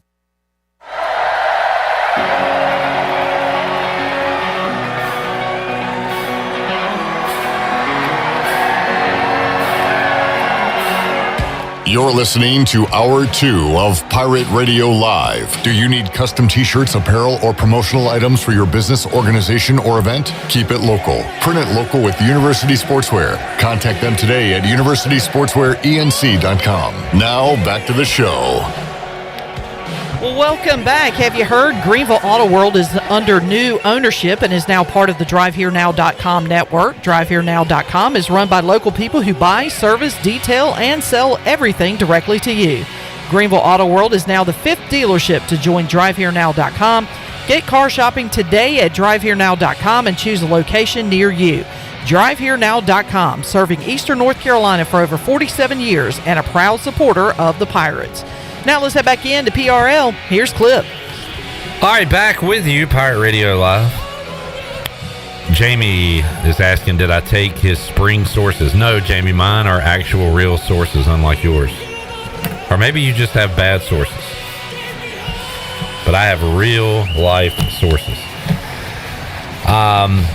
He is referring to me saying that I've heard that Jake Garcia is looking really sharp at spring. Not that Caden Hauser isn't, but that we actually have a legit quarterback battle. Last year, we were told we did, and I felt like we just had one by default, and neither one really looked great. I'm sure they had great days of practice, but from what we were able to see preseason, both Mason Garcia and Alex Flynn struggled, and then we saw that in real time, in real games, during the 2023 ECU football season.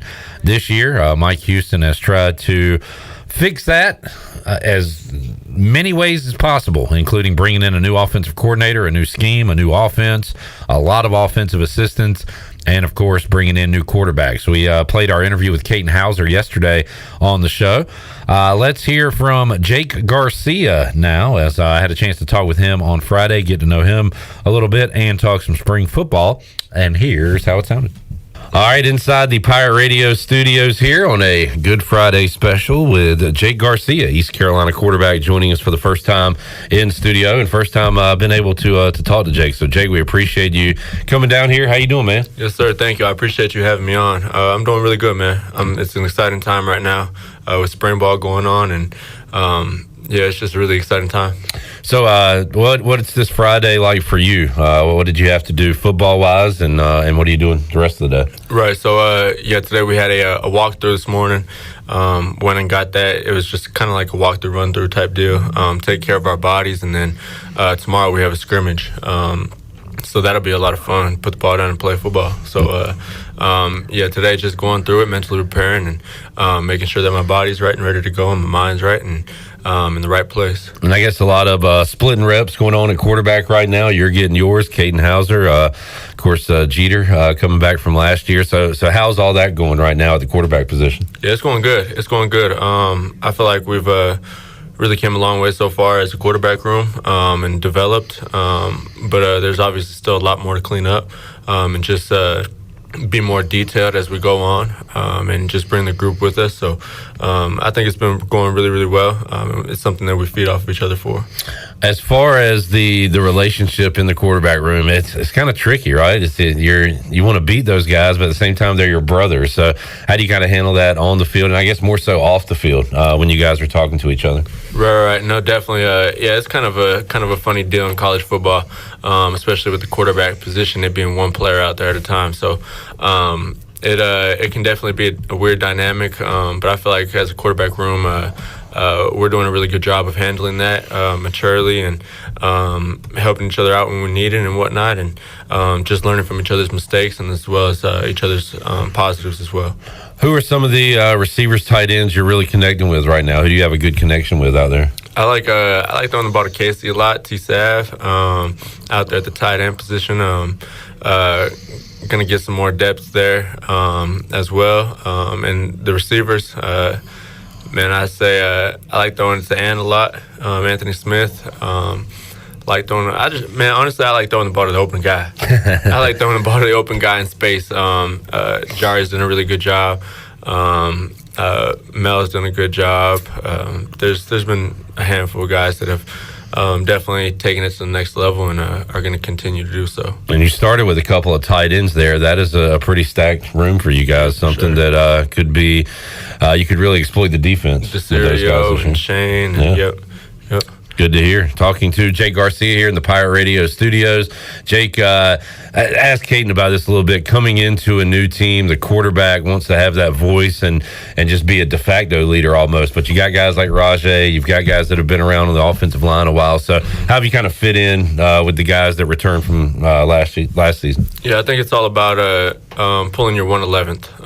I think as long as you pull your 111th, then the team will do just fine, and it's especially important on offense because, it takes everybody. It takes the whole 11 people, all 11 people to make a play work. On the defensive side of the ball, if somebody messes up their assignment, they can get away with it sometimes, right? But on the offensive side of the ball, you have to have that chemistry. You have to be locked in. And I think as far as leadership goes, I think when things need to be said, then the right person will step up and say something. And when nothing needs to be said, it's just all about encouraging and keeping the focus there. I like the pull your 111th. Of all the football phrases I've heard, I haven't heard that one. Yes, so sir. I'm going to add that one to the vernacular here. Talking to Jake Garcia today, Pirate quarterback here in the Pirate Radio studios. This offense, Jake, first of all, how much homework do you have to do to get in the playbook, know the terminology, know the plays, things like that? And how are you familiar with this style of offense or your previous stops? Right. No, this offense reminds me similar to something that I would run in high school. Just kind of get the ball in space right now, and on each play, the quarterback has a ton of responsibilities. So you kind of just have to go through, make things simple for yourself and go through your checklist. And it's all about really just getting the ball in space and going where they're not, right? So being able to hand the ball off into a good run box, be able to kick the ball out there when the box is packed, and really just finding one-on-ones on the field as well. So definitely had to do a lot of homework going into it, and we've done a good job preparing. The staff has done a really good job preparing us as well. But there's a lot on the quarterback's plate for sure. So, but it's all familiar stuff for me. Yeah, I feel like a couple of years ago when Holton Ahlers was the quarterback, we had some explosive games, explosive plays, and he was just so good at the pre-snap stuff. Right. We might have lagged a little bit of that last year with some inexperienced quarterbacks playing for the first time. So, how important is it before you even snap the ball to read what's going on and to make sure everybody's on the same page there? Right. There's definitely different things going on with different offenses, I would say. So where the emphasis is on, and we want to go fast. We want to push the tempo, and sometimes it's okay with being you have to be okay with living in that gray area, as Coach says. And that's kind of, you're snapping the ball when guys aren't set. Yeah. Right? So you may not have a definitive read on that, and you're just kind of reading the area or different things like that. So, but there is a lot pre-snap as far as reading the box or reading safeties that goes into it as well.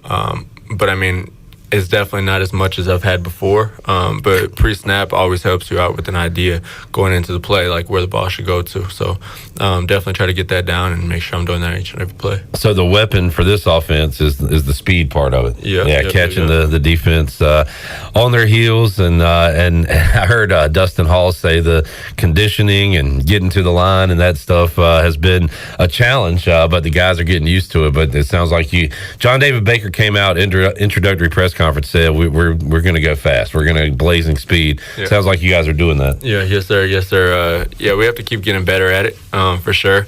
I think it's a transition for everybody. So just keep working on pushing that tempo and getting guys set. And I mean, you're looking at the signal, right? You get a play, you hand the ball off, or you throw the ball out there, and it's a gain of let's say a gain of 12, right? You're running up to the ball, and you're looking at the signal. As soon as that ball is dead, you look at the signal, and they're already signaling the play as the ball is still in play. Right, so you're on to the next play, and I think it's good for short-term memory for sure. Yeah. As far as going out there and whatever happened on the last play, good or bad, I mean, you're going to have a new responsibility, so you just kind of have to focus up, and you're going to get that next play coming at you right away. So, yeah, I mean, if it's tough on the offensive line, imagine how tough it is going to be for defenses and going through the week. And, I mean, they only have a couple days to prepare for us, so, yeah, conditioning-wise, it's going to be something that it's going to be a lot of fun. We're going to have explosives for sure. Yeah. Jake Garcia joining us, and Jake, you talk about the speed of this offense and wanting to go and everybody trying to get on the same page with that. How important, I guess, is this summer? Is that more weight training? Is that conditioning? And for a quarterback, once you're out of spring football, what's that gap like between now and fall camp? Right, no, definitely getting in the playbook for sure. Mm-hmm. I mean, just staying consistently on that, and I think really figuring out the ins and outs and going back and doing your self-scouting as far as spring ball goes. Yeah. Looking at spring ball and doing some self-scouting on yourself and what you could have done better. But then also as a whole, just kind of getting the offense together and getting really into depth on the details of things, because the details make all the difference. So really just focusing on that.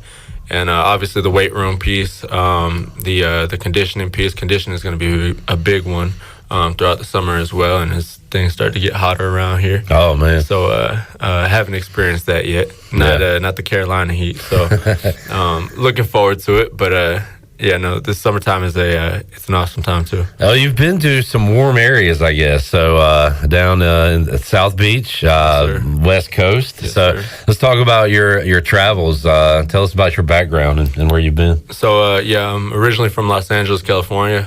Played ball out there up until my junior year of high school. Then COVID hit, so I was like, I want a senior season. I'm gonna end up California shut down completely, and I ended up going out to South Georgia to play out there for my senior year of high school. Got ruled eligible, played in the game. That was the first game against Warner Robins, and got told that I was ineligible after that.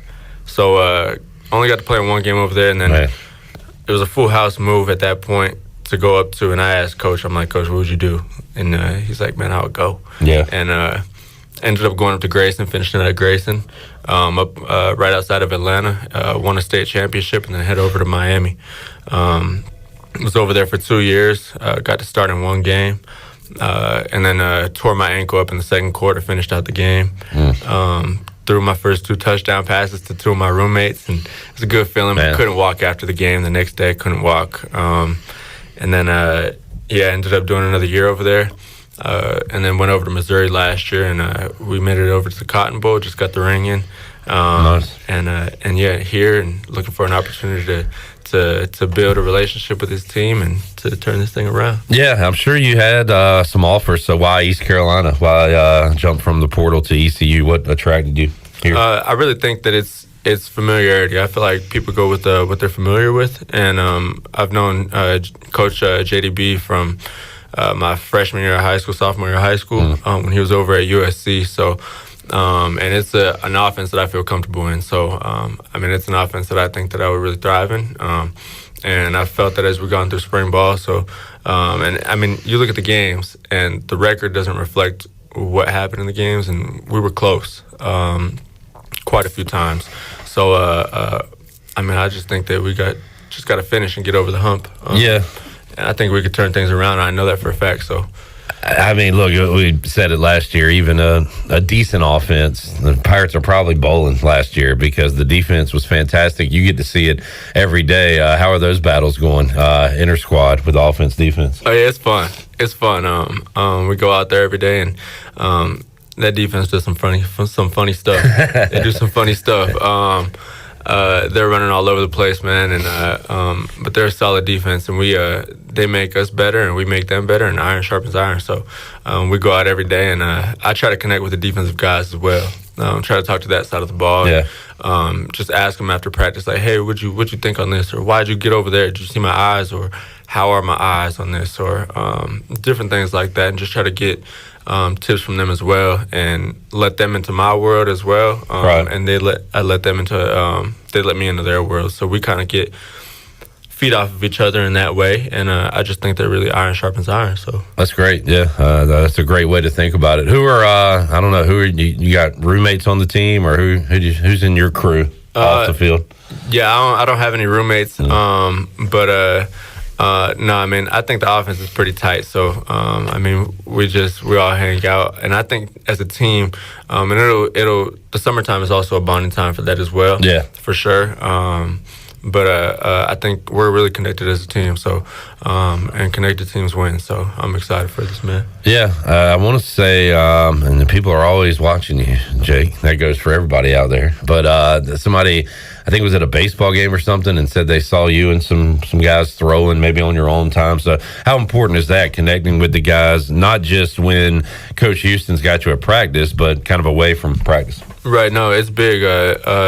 I mean, if you're just doing the minimum of hanging out when it's time to go to practice, or hanging out when it's time to go to meetings, like it's not cutting it. That's I mean, yeah, it's gonna build a bond, right? But it's not a deeper bond to where now, as a quarterback, if I'm telling somebody something, they know that I'm coming from a genuine place. They know that I care about them as a person, as an individual first, and then the football comes after.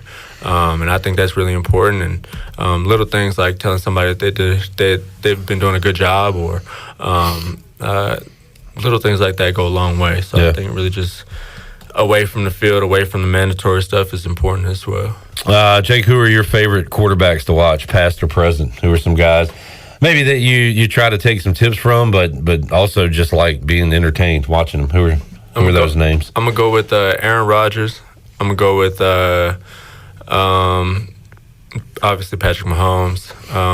Brady's in there. Entertainment, I'm gonna go Johnny Manziel. Or Johnny football. Trayvon Boykin. Back in the day. Is that TCU? Yep. Yep. Those guys are fun. They're Matt Corral. Oh man, loved him at Ole Miss. Yeah. So I played with Matt. I backed Matt up my freshman year of high school. Okay. So he was the guy I wanted Washington to draft instead of Sam Howell, and it hadn't worked out for him with injuries. But I was a big fan of his. Yep. And but he was in this system. So a lot of the stuff that we see on tape is with Matt.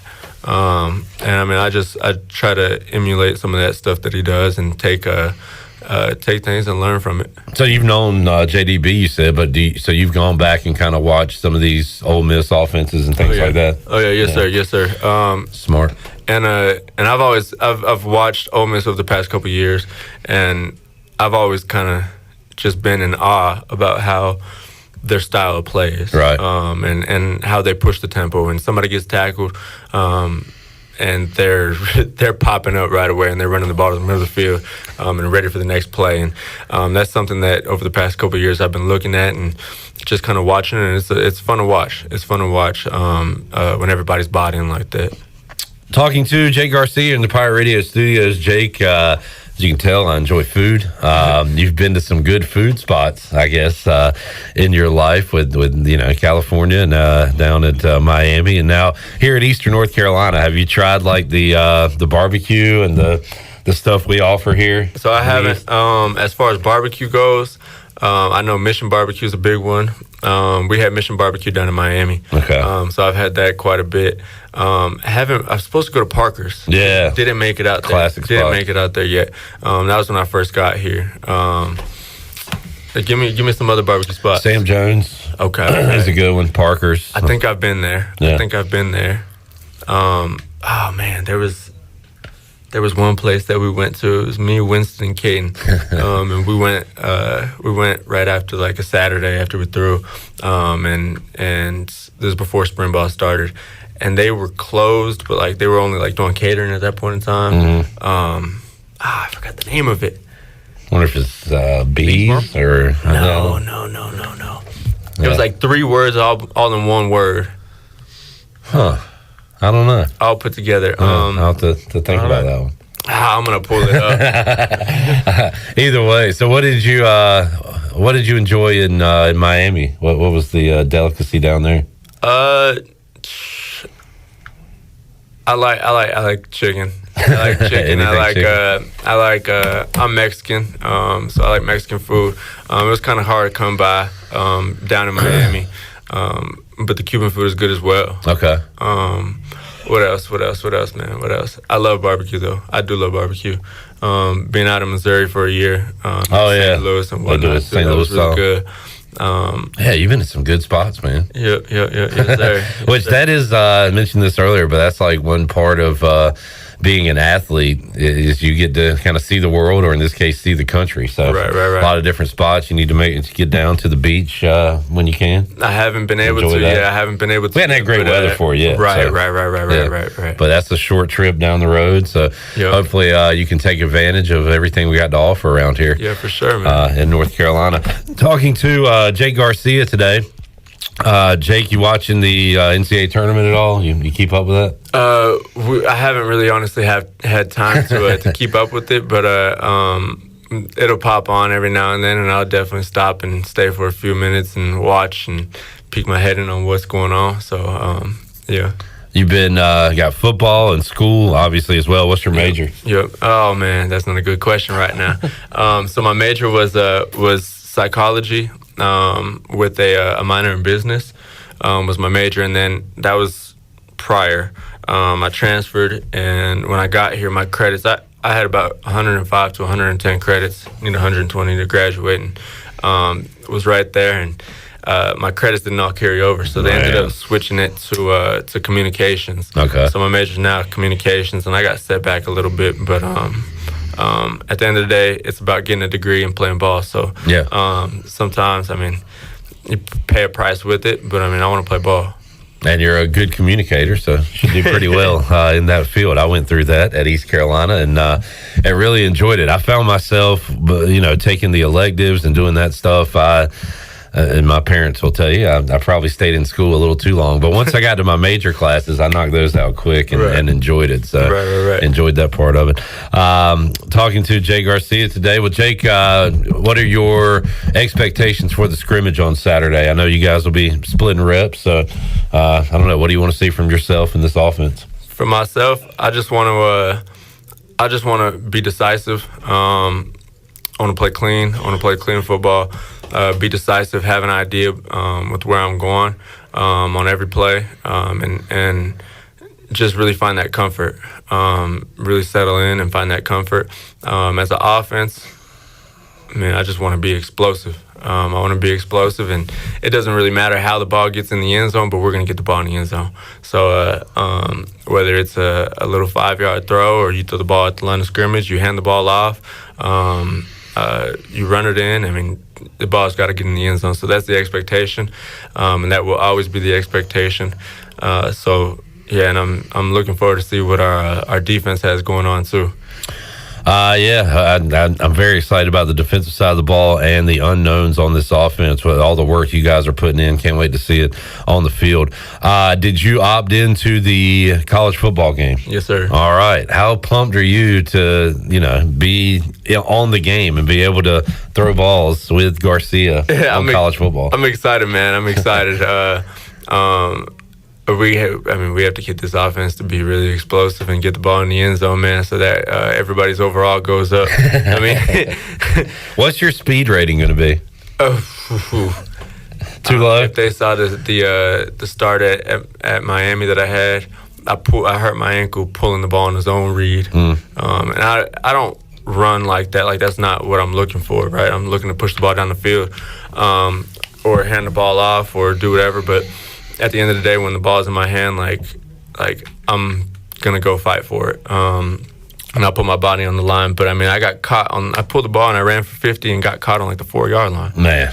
I started looking backwards because I'm like, oh man, these guys are gonna get me. I should have just went. I would have been in. But my speed overall, just.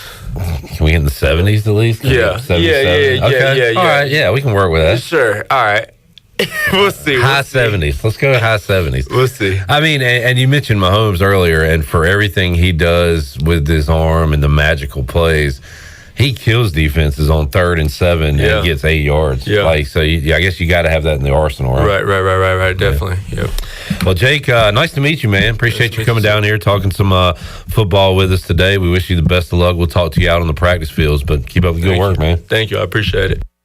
All right, there is Pirate quarterback Jake Garcia, nice young man, and same for Caton Hauser. I was able to talk to those guys on Friday. Both of those interviews available on YouTube. If you missed the Caton Hauser chat, available at Pirate Radio TV. We'll take a time out here on a Ticket Tuesday, brought to you by Toby Williams. We've got tickets, a pair of tickets for ECU and Elon coming up next Tuesday. We'll give those away on today's show. And we'll talk some baseball when we return with Mark Brown, CamdenChat.com. O's 3-1 walk-off last night. Got the Royals tonight. We'll talk about that. Connor Norby, and look around Major League Baseball when we return after this.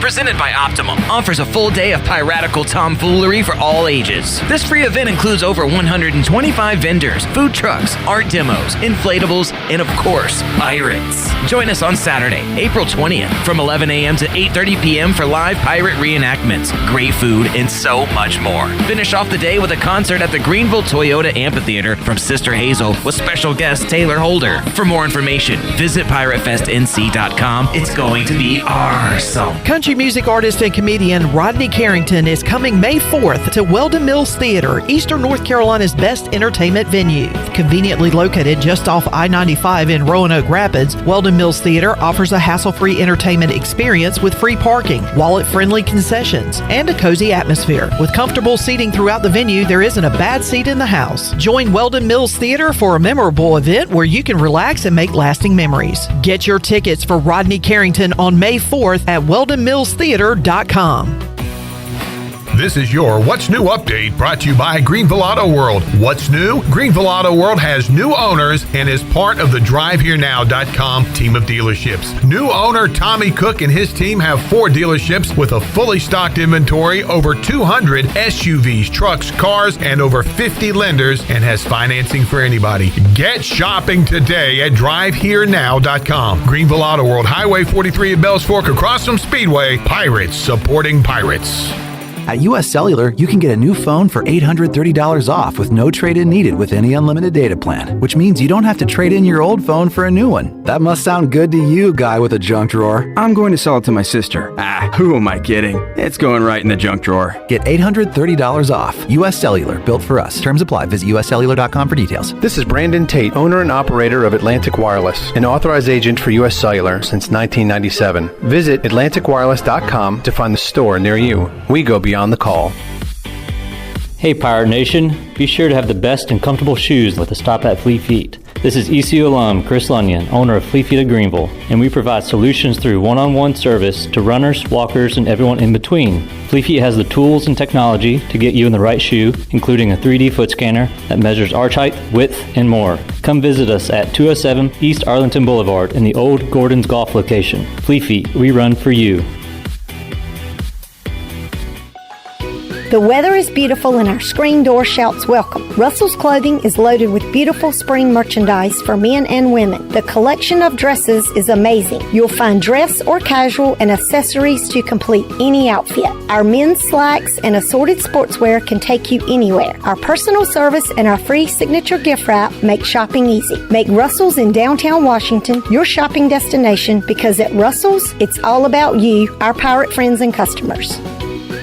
I'm Donald Stocks, owner of PIP Marketing Signs Print. We are your one-stop shop for just about anything printed. If we're not your go-to printer, please give us a call at 355-1636. We have over 80 5-star Google reviews and want you to be our next more than satisfied and well-pleased customer. Check us out at growitpip.com or stop in to see us at 3185 Mosley Drive in Greenville. Pip, where business goes to grow. Familia is your go-to spot for the best Italian dishes around, including pizzas, pastas, salads, and homemade desserts. That's Familia. Enjoy half-off wine night on Wednesdays, $3 drafts on Thursdays, or get a pizza of the week for just $12. That's Familia. Place your order online or call 689-6330, and Familia will have your order ready in their drive-thru window for pickup. That's Familia. Clip, really? Oh, sorry. Familia on Fire Tower Road in Winterville near Pitt Community College. Pirate Radio. Pirate Radio. Pirate Radio.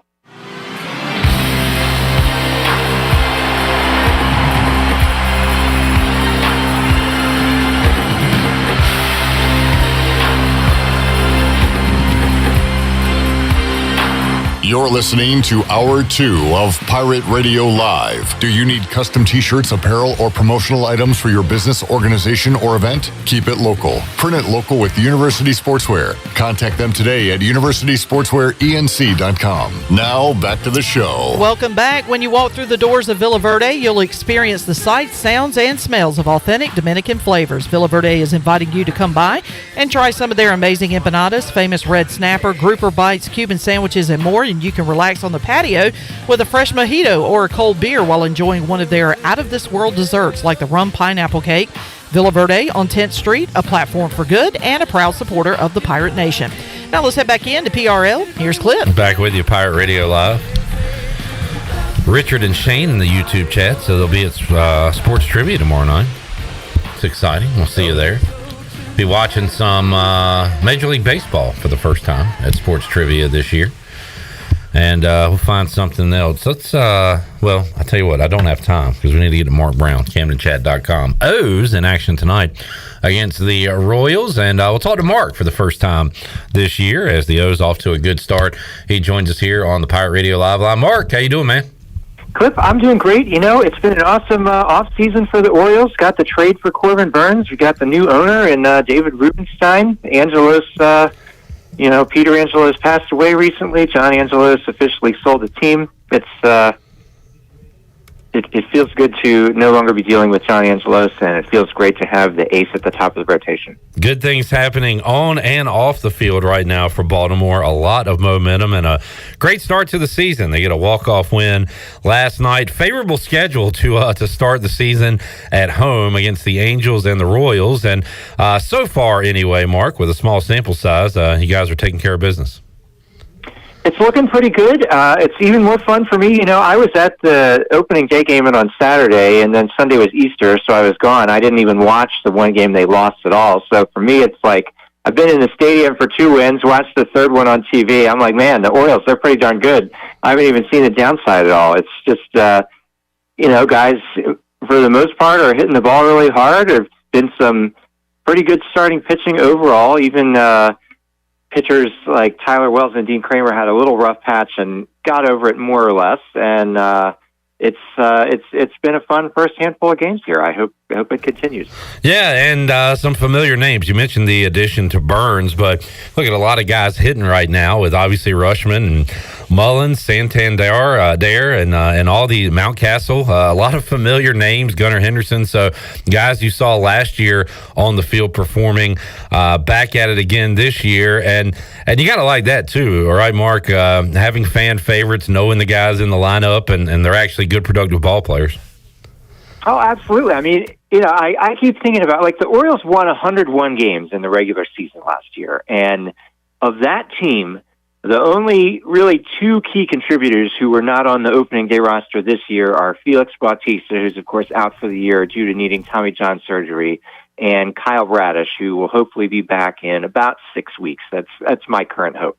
And so everybody else, all the regular position players that were key contributors are back, and most of the starting pitchers who were key contributors are back. They added Burns to that.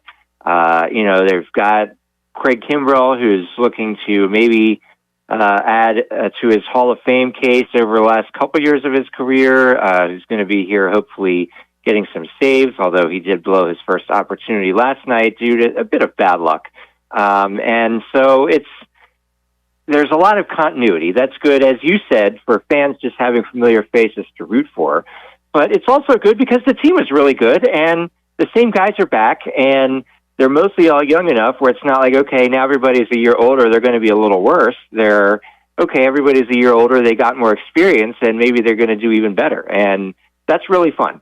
Those are two really fun aspects of the team, I think. Mark Brown, CamdenChat.com, joining us, and the O's back at it again against the Royals coming up tonight. Mark, as you kind of look around baseball, first couple of series going on, certainly the Yankees are a headline because not only are they 5-0, they've gone on the road and won those games at Houston and Arizona. So two pretty darn good ball teams. The other undefeated right now, folks got to be excited in Detroit, sitting at 4-0. The Pittsburgh Pirates are 5-0, and the Brew Crew right now sitting at 3-0 as well. I love to do this early in the season just to look at. Now, I have seen some folks saying the Tigers can win a pretty weak Central. Did not hear a lot of folks talking about the Pirates before this season, but good for these fan bases to have some success. Heck, you can understand it. You waited a long time for success that the O's finally had last year. Yeah, I mean, you never know, really, until the games start, who's going to turn out to be better or worse than advertised. A lot of times, things more or less play out as you expect, but there's always surprises, and it's fun to see that. Of course, the Pirates being 5-0, we'll see what they are on Friday, but that's the Orioles' opponent at the end of this week. It could turn out maybe the Pirates are better than advertised. Maybe even the Orioles are better than advertised a little bit, although they're only 1-3 so far. So maybe what everybody thought was a soft Orioles April schedule is actually going to end up turning out to not be all that soft. Being an Orioles fan, I always have the 1988 Orioles and their record-setting offer to start the season in my mind. So I look at the winless teams to start the season because I'm always rooting for someone to get the 1988 Orioles wiped off the board there. So for me right now, that's the Mets and the White Sox are 0-4, the Marlins 0-5. Those are my teams. I'm hoping somebody just somehow manages to just make it 22 and just that'll be the new standard instead of everyone bringing up the 88 Orioles every year. Hopefully my Braves can help you out there. They've got the White Sox beat up on them yesterday pretty bad, and they are a pretty brutal team, Mark. I expect the Mets to get a few wins here and there, same with the Marlins, but I don't know about this White Sox team. They could be really, really bad throughout this entire season. Yeah, I mean, the only thing they really had going for them, well, not the only, but the biggest thing was like Dylan Cease, and then they more or less had to trade him because they're mired in a multi-year, tough situation, which Orioles fans are, of course, familiar with. When you reach the point where it's like, okay, the current group can't get it done, we're not going to be able to make it happen in 2 to 3 years. That's when you got to start trading everybody. It's not fun as a fan to be in that position, but it's even worse when they keep dragging it out and thinking they can compete, and then you're just getting like 68 to 72 win mediocrity every year, which longtime Orioles fans are also familiar with because that's what it was like in the first decade of this century. Really in like the 2006 to 2009 range, the Orioles were bad enough that they were no hope of being good. They weren't so bad that they just completely gave up, and it was just this perpetual mediocrity. It's no good to be in that range either. Mark Brown, CamdenChat.com, joining us. O's and Royals coming up tonight, 6:35. Mark, Major League Baseball has made some pretty radical changes, I guess, if you're an old school guy here in the last few years with the pitch clock and the bases getting bigger and the banning the shift and things like that, which, by the way, the pitch clock in college baseball, I was a little unsure of it at first, but, man, it has made for a pleasurable viewing experience. Even games that get a little wacky and then 14-6 games, stuff like that, ending under 3 hours. We've seen games go 2 hours, 2 hours, 15 minutes, and it's a better experience at the ballpark. On that note, any changes this year to Major League Baseball, anything about how the game is played, Mark, that is different or that you like or dislike? Any changes in 2024? I mean, they haven't made any huge adjustments for this year. It was like they trimmed the number of mound visits by 1, so now you get 4 instead of 5. You know, whatever, who cares, right? But mostly it's still basking in the big ones. As you rattled off a bunch of them that were before the 2023 season, and I didn't really know how the pitch clock was going to go. I wondered if it would actually make an impact, but it really did. I mean, just the games, all that was cut out was the dead time where nothing was happening. Right. It's still just a faster pace of what is good about baseball, and I think that is great. I think it's great for fans. It's great for everybody. It's, as me as a professional covering the Orioles, it's nicer that games are over earlier in the evening, and you still have time to do a little bit after the game's over. If you're at the game, you have more time to get home, which I think is good if, families are trying to bring their kids to a game. The Orioles this year are starting every weeknight game that's an evening game at 6:35 Monday to Thursday instead of the kind of the classic 7:05 start. That's a little tough for me and my wife because we got to drive a little farther to get there. But it's great when the game's over and we can drive home and we're back home, before like 10:15 or something. We're old now, right? So we want to be sooner, and it's all of that is good. I'm still a little annoyed about the shift thing, honestly, but whatever. You don't notice. It's just the way it is now.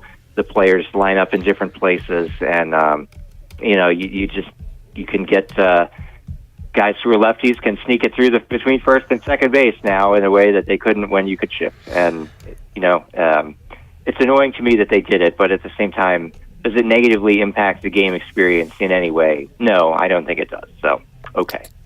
Mark Brown, CamdenChat.com, joining us, Pirate Radio Live Line. And Mark, gambling became legal in the state of North Carolina. It's been 2 or 3 weeks now, so we got folks on DraftKings, having a little fun and putting $5-10 on something. And I'm putting you on the spot here, and we'll do this as kind of a trial run. But Mark, I don't know, any O's you expect to have a night tonight? Maybe you got a pick to click, hit a home run, do something like that. What O's should we look out for tonight when it comes to individual players in this lineup facing KC? Oh gosh, well. I think that let's see. Let me just make sure I got the right. I would feel good about some lefty batters in the Orioles lineup tonight because the Orioles starter Alec Marsh. And by the way, we've got some rain up here, so this is assuming we don't get rained out. Okay. Alec Marsh last year allowed 16 home runs in 17 games. So that was about 74 innings. That's a bad home run rate. So. I think probably I would be feeling okay about somebody like Gunnar Henderson or Cedric Mullins going deep. There you go. All right, a little insight. So we'll see. Yeah. I myself do not do any sports betting because I'm not confident enough in my own instincts. But if you're making me pick, I feel like a Henderson or a Mullins is where I'd be looking tonight. So we'll see. In general, I hope the Orioles offense is able to cash in because Marsh with a 5.69 ERA last year is, maybe he's going to be better this year, but that's a guy I would like to see the Orioles offense tee off against, generally speaking. And those obviously a home favorite against Kansas City. Orioles very good at home. Of course, they were good everywhere last year, and that so far through 4 games has continued this season at Camden Yards. Talking to Mark Brown, CamdenChat.com. Mark, let me ask you about the former Pirate Connor Norby, as you got Norby and Holiday and a bunch of studs there tearing it up in Norfolk already after a series of baseball. What is it just feels like they're going to have to pull the trigger one way or the other on Norby. I mean, does he get traded this year? Does he find a spot on the big league team? What do you think happens with the former Pirate? Yeah, Clip, I mean, I feel like it's been a year now. I've been saying, it's Connor Norby. They're going to have to trade him eventually, right? Because the infield is seeming to be pretty settled right now. I mean, Gunnar Henderson pretty locked in at shortstop. They've had Jordan Westberg, looks like he broke out and is going to be a good big league regular, is playing mostly second base. For now, Ramon Arias is at third base. I feel like it's going to be seeing him get supplanted by Jackson Holiday. Maybe shift Westberg to third, Holiday playing second. Of course, Jackson Holiday's the number one prospect in the game. And that's your whole infield other than first base, right? So where do you find space for Norby? I just don't know. Maybe he can play some left field, and maybe he could break in if there's an injury to like Austin Hayes or Anthony Santander. Not that I want either of those guys to get hurt. But even then, in the outfield, there's Colton Cowser, who's also like a top 20 prospect on a number of lists. There's Heston Kjerstad, who's a natural outfielder, whereas Norby, I believe, is more of a second baseman by trade. So I don't know. I don't know what they're going to do. The Orioles have managed to trade. When they got Burns, they traded fellow infield prospect Joey Ortiz. It does seem to me like the most obvious path for him to get a big league chance is if some team with a starting pitcher, maybe even a reliever to trade, decides that they want him, and then the Orioles can make that deal. Other than that, it seems like it would require injuries or somebody who's really, you'd currently think, okay, they're locked in on a spot, just really going in the tank, and suddenly the Orioles are just like, no, we're just going to cut bait with them entirely, which of course Orioles fans don't want to see happen. So I don't know. You're a former ECU guy. I just feel like trade bait is got to be his most likely fate, but I have no idea who or where. I feel like if the White Sox had wanted Norby as like a headliner for Dylan Cease, the Orioles probably would have traded for Dylan Cease this past offseason.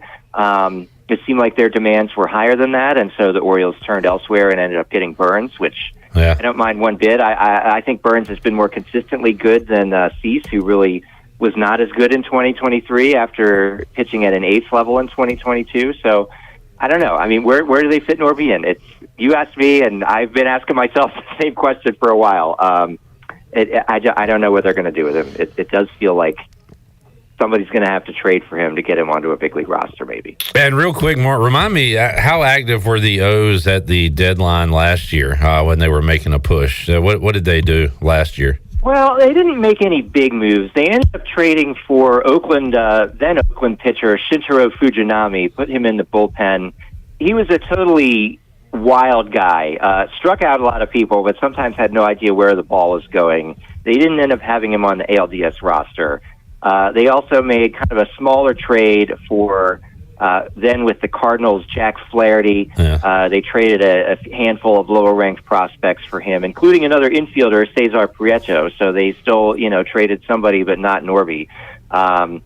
Flaherty was not what the Orioles needed. They kind of had him in the rotation just to have a six-man rotation, whatever, but they didn't have him start any postseason games either. And especially with the way it played out, I'm disappointed the Orioles didn't try and more aggressively add a starting pitcher that they knew was going to be good at the deadline last year. But I don't know. We'll see. Maybe this year they'll be more willing to be aggressive with a big name guy. They've already done it with Burns, but we'll see how it plays out between now and at the end of July for this year's deadline.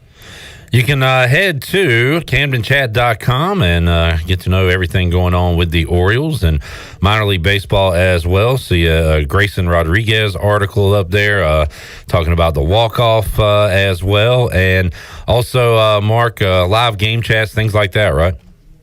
Every day there's a game. We got a game chat going, and we got a number of people come in. We usually get a couple hundred or more comments on every game, and it's fun to get to share in when things are exciting. It's just fun to have a bunch of people there you can bask in it with. I've been on the site myself for more than 15 years now. It's still a blast for me to just hang out and chat about games every night. Good stuff, Mark. Thanks for joining us, man. We'll check in with you a couple times a month if we can, and talk O's baseball and Major League Baseball with you this season. Appreciate you joining us. All right, sounds great. Have a good one. Mark Brown, CamdenChat.com, joining us. O's Royals tonight, 6:35. Right now on the Buccaneer Music Hall scoreboard, presented by Da Buck, Brewers up 2-0 on the Twins in the third inning. We'll take a break, come back, and wrap up hour number 2, and send you over to hour 3 when we return. Pirate Radio Live after this.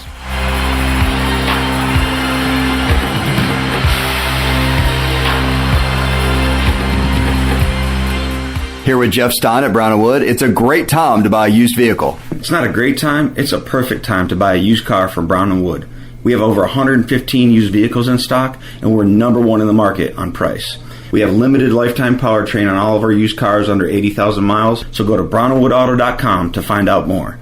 4 brands, 3 generations, 2 rooftops, and 1 goal: to make sure you leave a happy customer. Familia is your go-to spot for the best Italian dishes around, including pizzas, pastas, salads, and homemade desserts. That's Familia. Enjoy half-off wine night on Wednesdays, $3 drafts on Thursdays, or get a pizza of the week for just $12. That's Familia. Place your order online or call 689-6330, and Familia will have your order ready in their drive-thru window for pickup. That's Familia. Clip. Really?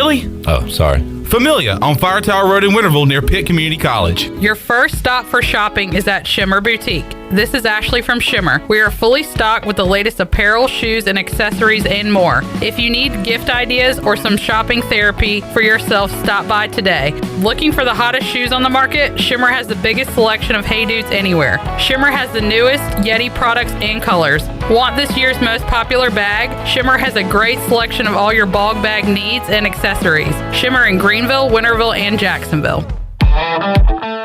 Save a load on a new John Deere compact utility tractor and loader from Quality Equipment. It's never been easier to get the best brand on the market at an unbeatable cash price, or with great financing at our lowest ever monthly payment. Now is the time to get that tractor package you've been dreaming of to get your next job done right. Stop by one of our 36 locations in North Carolina, South Carolina, and Virginia, or visit us online at qualityequip.com.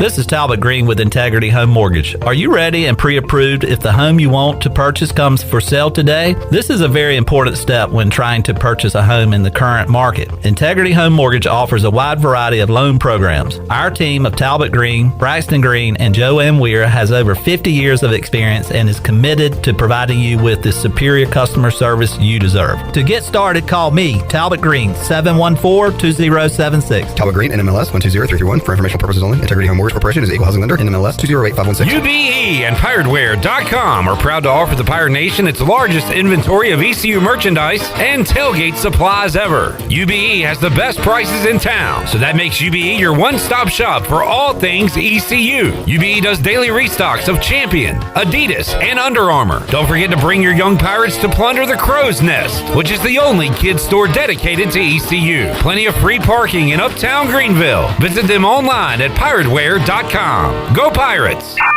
You've had your new computer a few years now, but lately it's been running super slow, acting strange, and you're worried about viruses and losing data. This is driving me mad! Let the experts at University PC Care in Greenville and New Bern professionally diagnose your Mac or PC to see what's really going on. They'll determine the root cause and not just symptoms, so you don't waste money fixing the wrong issues. Call 252-558-1280 for in-store or remote service, or make an appointment online at universitypccare.com. All right, it's that time of year again. Let's take a look at what's going on in the Wings Over Greenville brackets. In the sauce region, we have the top-seeded Honey Barbecue getting the win over Hot Garlic. In the Wings region, Tenders defeats Traditional in a nail-biter. In the sandwich region, the Chicken Bacon Ranch Wrap knocks off the Buffalo Chicken Sandwich. And who will win the greatest rivalry of them all, Ranch versus Blue Cheese? You decide. Try them out for yourself. Give them a call today at 758-9464 or place your order online at wingsover.com. Pirate Radio. ECU Pirates. Can't nobody do what we do. You know. That's right. All right then. Yeah! The voice of the Pirate Nation.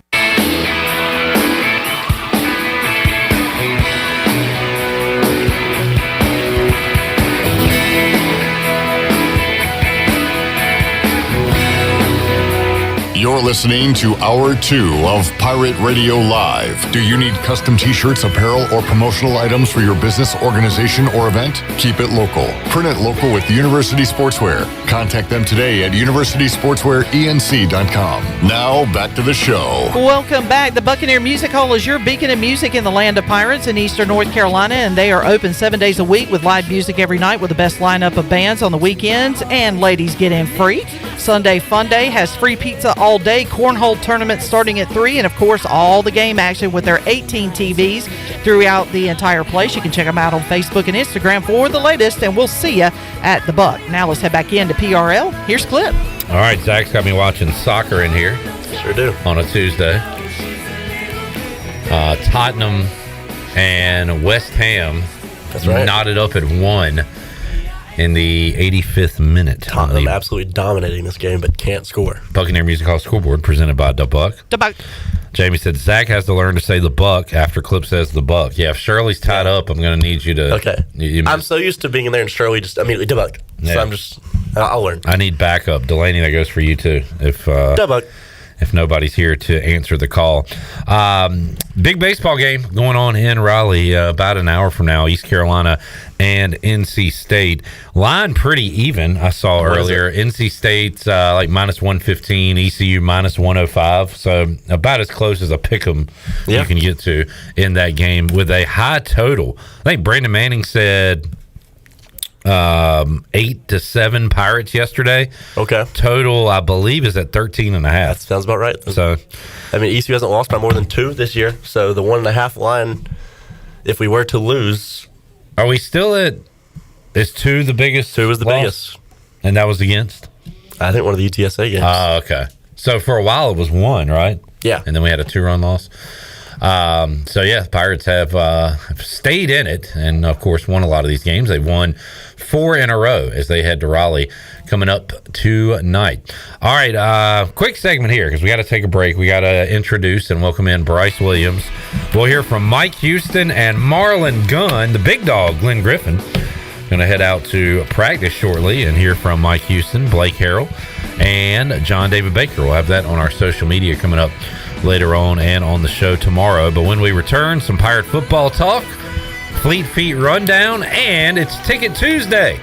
We're giving away 2 tickets.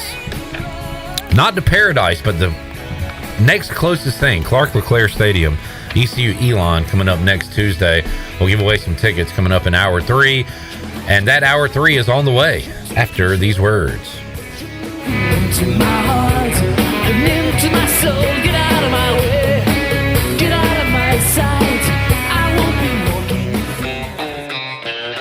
The Buccaneer Music Hall is your beacon of music in the land of pirates in eastern North Carolina. Open 7 days a week with live music, Monday through Wednesday, acoustic night. Thursday, we have line dancing from 7 to 9, followed by karaoke with DJ Dog. On Friday and Saturday night, enjoy the best local bands in the area. Check out Facebook and Instagram for all up-to-date information and band schedules. Y'all come get bucked up. Hey Pirate Nation, this is proud ECU graduate and former baseball player Brandon Manning inviting you to join my team at Farm Bureau Insurance. Right now is a good time to review your coverage with a local trusted agent like me. I will make myself available before or after business hours, and my clients always have my cell phone number if they need anything. From home, auto, or life, give me a call today and let's talk about your insurance coverage and about the Pirates. Call 531-1812 and go Pirates! Country Mart has been locally owned and operated for over 40 years and is your premier country store serving the best cheese biscuits and country food around. Country Mart is open every day and has 2 locations in Bethel on Highway 11 and in Stokes on Highway 903. Both Country Mart locations are top-of-the-line fuel stations serving Shell gas, including 93 ethanol-free high-octane gas, which is the best for all you boat owners. Country Mart, fueling you up with great food in your engines with great gasoline. Go Pirates! While you're sleeping, our whole hogs are slow cooking over wood to create that bite that eastern North Carolina is known for. I'm Sam Jones, and for more than 3 generations, my folks have been the torchbearers for what whole hog barbecue is supposed to be. At Sam Jones, you'll find plenty of smoke, but no mirrors. Everything, and I mean everything, is made fresh daily, including our sides, sweets, and sauces. Come on over and see us at Sam Jones Barbecue, and I bet you'll be able to taste our passion in just one bite. Sam Jones Barbecue, Fire Tower Road.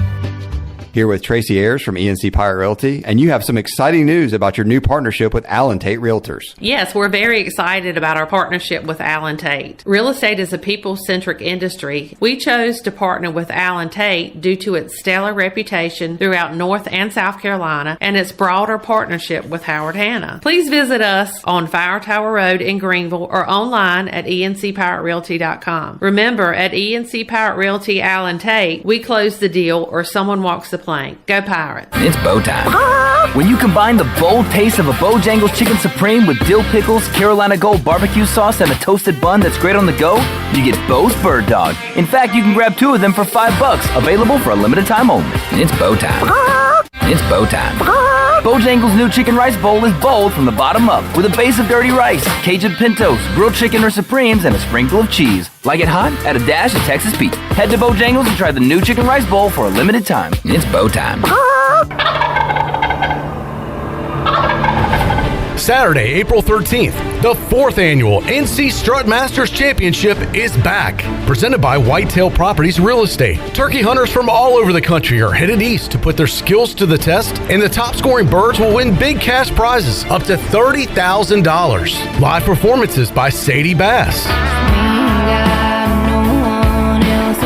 Nate Hosey, Styles Hurry, and much, much more. Registration is now open for 2-man teams at ncstrutmasters.com. The new weigh-in will be held at Briley's Farm on Old Pactolus Highway in Greenville. Brought to you by Sam Jones Barbecue, Grady White Boats, Greenville Marine Outdoor, Big Rock Power Sports, Avian X Decoys, Metabo Tools, Country Mart Stores, Mountain Dew, Robinson Law Firm, and Old North State Trust. It's the NC Strut Masters Championship. We'll see you there. This is Pirate Radio, WGHB Farmville, 1250 and 92.7 FM Greenville, WDLX Washington, 930 and 104.1 FM Washington.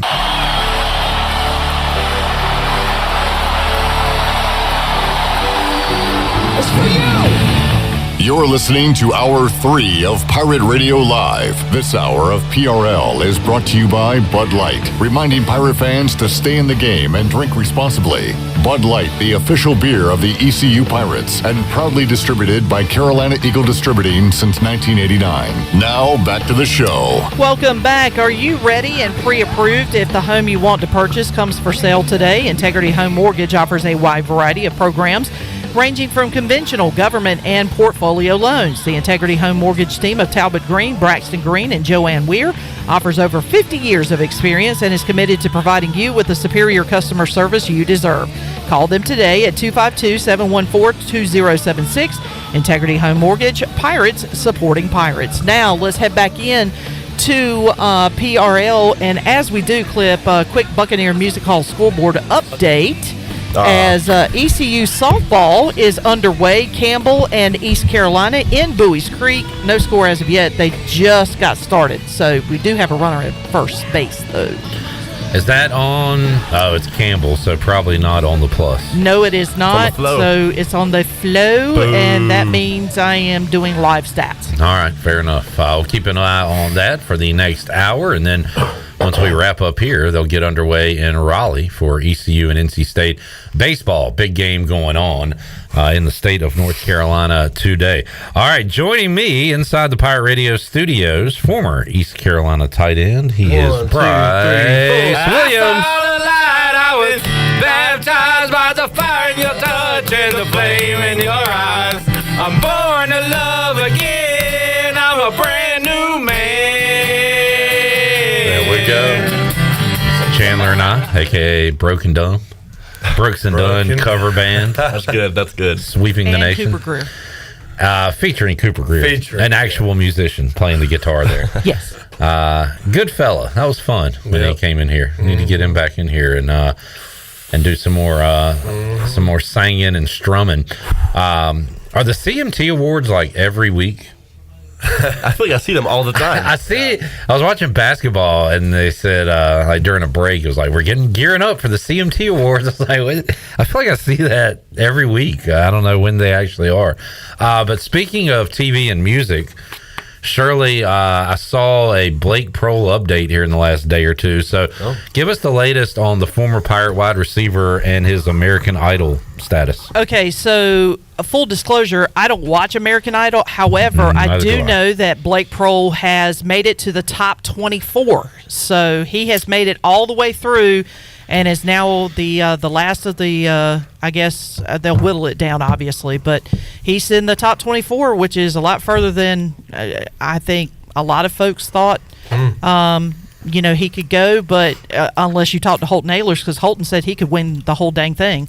So the judges have been very impressed. Ryan Seacrest tweeted out that he thought that Blake was a real good talent and thought he could be one of those top contenders. So we'll have to keep an eye on that, but so far so good. Blake is in there. All right. If anything could get me to watch American Idol, it might be a Pirate. It might be that. Yeah, you're right. And have a rooting interest. Tyler said Blake was receiving some hate on Instagram. No way. People hating stuff online? Holy crap. Crazy. Stop the show. Cannot believe it. Derek says lacrosse is on the plus, currently down 1-0 to Clemson. Man, we got some great Pirates out there. Yeah, they're keeping us home. Up to date on everything. Yeah, they're home. Yeah, I would have been there. Yeah. Well, thank you for being here. Yeah, no problem. No problem. And Delaney, thank you for being here rather than the state ECU baseball game. Pulling for ECU, of course. Is that's not home, is it? That is on the road. On the road up in Rowley. On the road again. Bryce, Final Four is set. Tell us about the teams in it. Well, we got NC State. Yeah, we do. We got Purdue. We got them. 2 for 2. We got Bammy. 3 for 3. Oh, and the last one's easy because they won it last year. Oh, Yukon. Look at this guy. Bryce Naismith. Hey, I'm in the shadows paying attention. I did not drop off a bracket to your mailbox. You did? So that was on me. Well, no, it's okay. I apologize. You were here on a Tuesday. I didn't do it that day. Then the next day I had trivia. And the next day I didn't come in to work and the tournament had started. So too late. My bad on that one. It's okay, man. I'll forgive you. You would have won. Yeah. Oh, God. This year? Are you kidding me? Yeah. What is this, year 4? By the way, Shirley, can you see the stand? Do you have the standings? I want to run. Oh, I got them. Oh, okay. Hit the music for me real quick. Dang, big dog up there. At the top of the standings with 65, we got the big dog Glenn Griffin. Ellerby 2 points behind. Shirley and Jack Powers 4 back at 61. I know Ellerby and Big Dog mathematically able to win. I think Shirley has a slight path as well that she is hoping happens. Alex Harper sitting in 4th. Coach Mack. We keep going. Where's that? Oh, okay. Hold on. Whoa, now. We keep going. Brian Bailey, Brandon Manning, DJ Captain Morgan. Coming in tied for 8th at 55 points. Clip and Delaney. The 2 great basketball minds here at Pirate Radio. We are right there, middle of the road, and I cannot believe it because this is the worst bracket I've ever filled out. So everybody below me should be ashamed. That includes Drew Dotter, Chon, Wes Hines, Hunter Ellerby. We still haven't got to Zach. Intern Brett, Jenny. We still hadn't got it.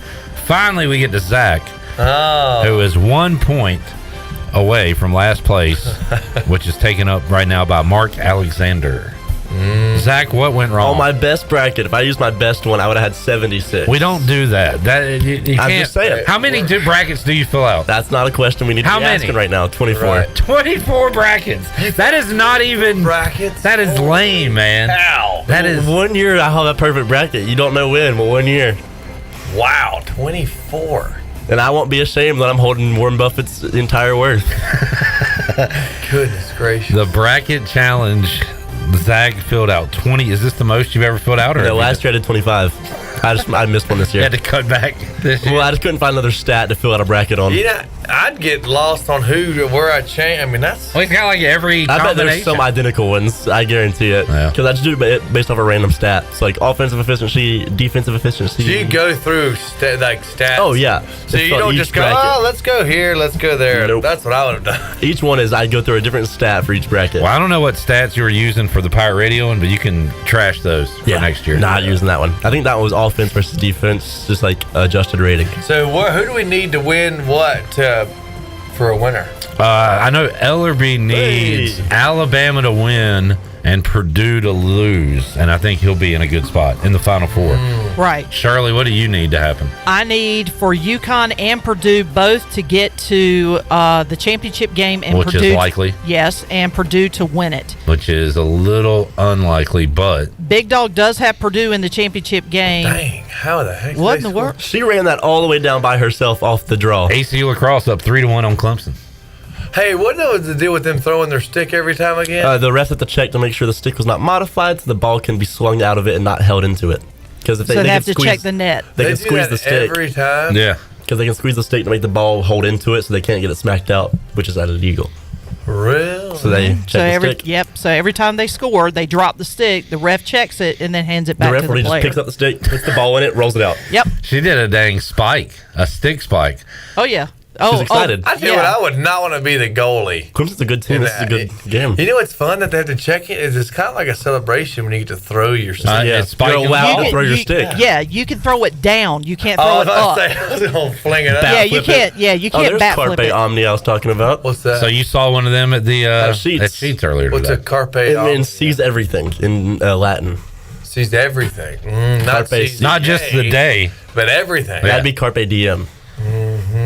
That's pretty cool. Why don't they wear like the helmets and stuff like the men? Because they're not allowed to Because, make the same yeah. contact. They're not allowed to what is it? Body check, I guess, is in the a right men's game, word. You are hitting each other. In Yeah. a men's game, you can't do that. You can't do that. I think the women would like to let some frustration The out. most most that they can do is kind of take their stick and kind of That you can shove budge. your stick and kind of shove them a little bit, but you cannot do the full on contact like men can. In the which women's game, you can't you can't shoot if someone's standing in front of you. Yeah. So You have that's to why go I wear around helmets. them. It'd be interesting if they put helmets and pads on them. I would and let them make hit it each do other. men's I with think it would be fun. Right, but that's what I'm saying. Well, here's a question: what is field hockey? We don't have it here, so. But okay, well, what is it? It's hockey on a field. It's they just run around. They have hockey sticks. It's usually They're like real short. It's not even. What's the ball? What's the ball like? Is it wooden? I don't know. I think know it's they like don't usually play on grass, though. it's a rubber ball, but Oh, is it it's like rubber? a heavy rubber. How big? If it's a lacrosse ball, that thing's getting sent. Not a lacrosse ball, a racquetball. No, Right. No, lacrosse ball. it's a little bit bigger than I think a racquetball is. They don't It's play on slightly grass. bigger. They play on like a court. Oh, Yeah. okay. Because I was going to say, so the ball rolls pretty Yeah. freely. App has a team. All right. That'd be hard. And they play on a mountain, so it rolls downhill the whole game. If you have to go uphill, it's tough.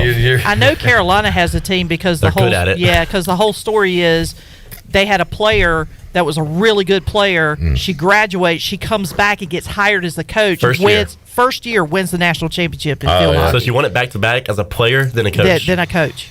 Did you see those So there brats during that commercial? Yeah. They look good. Yeah.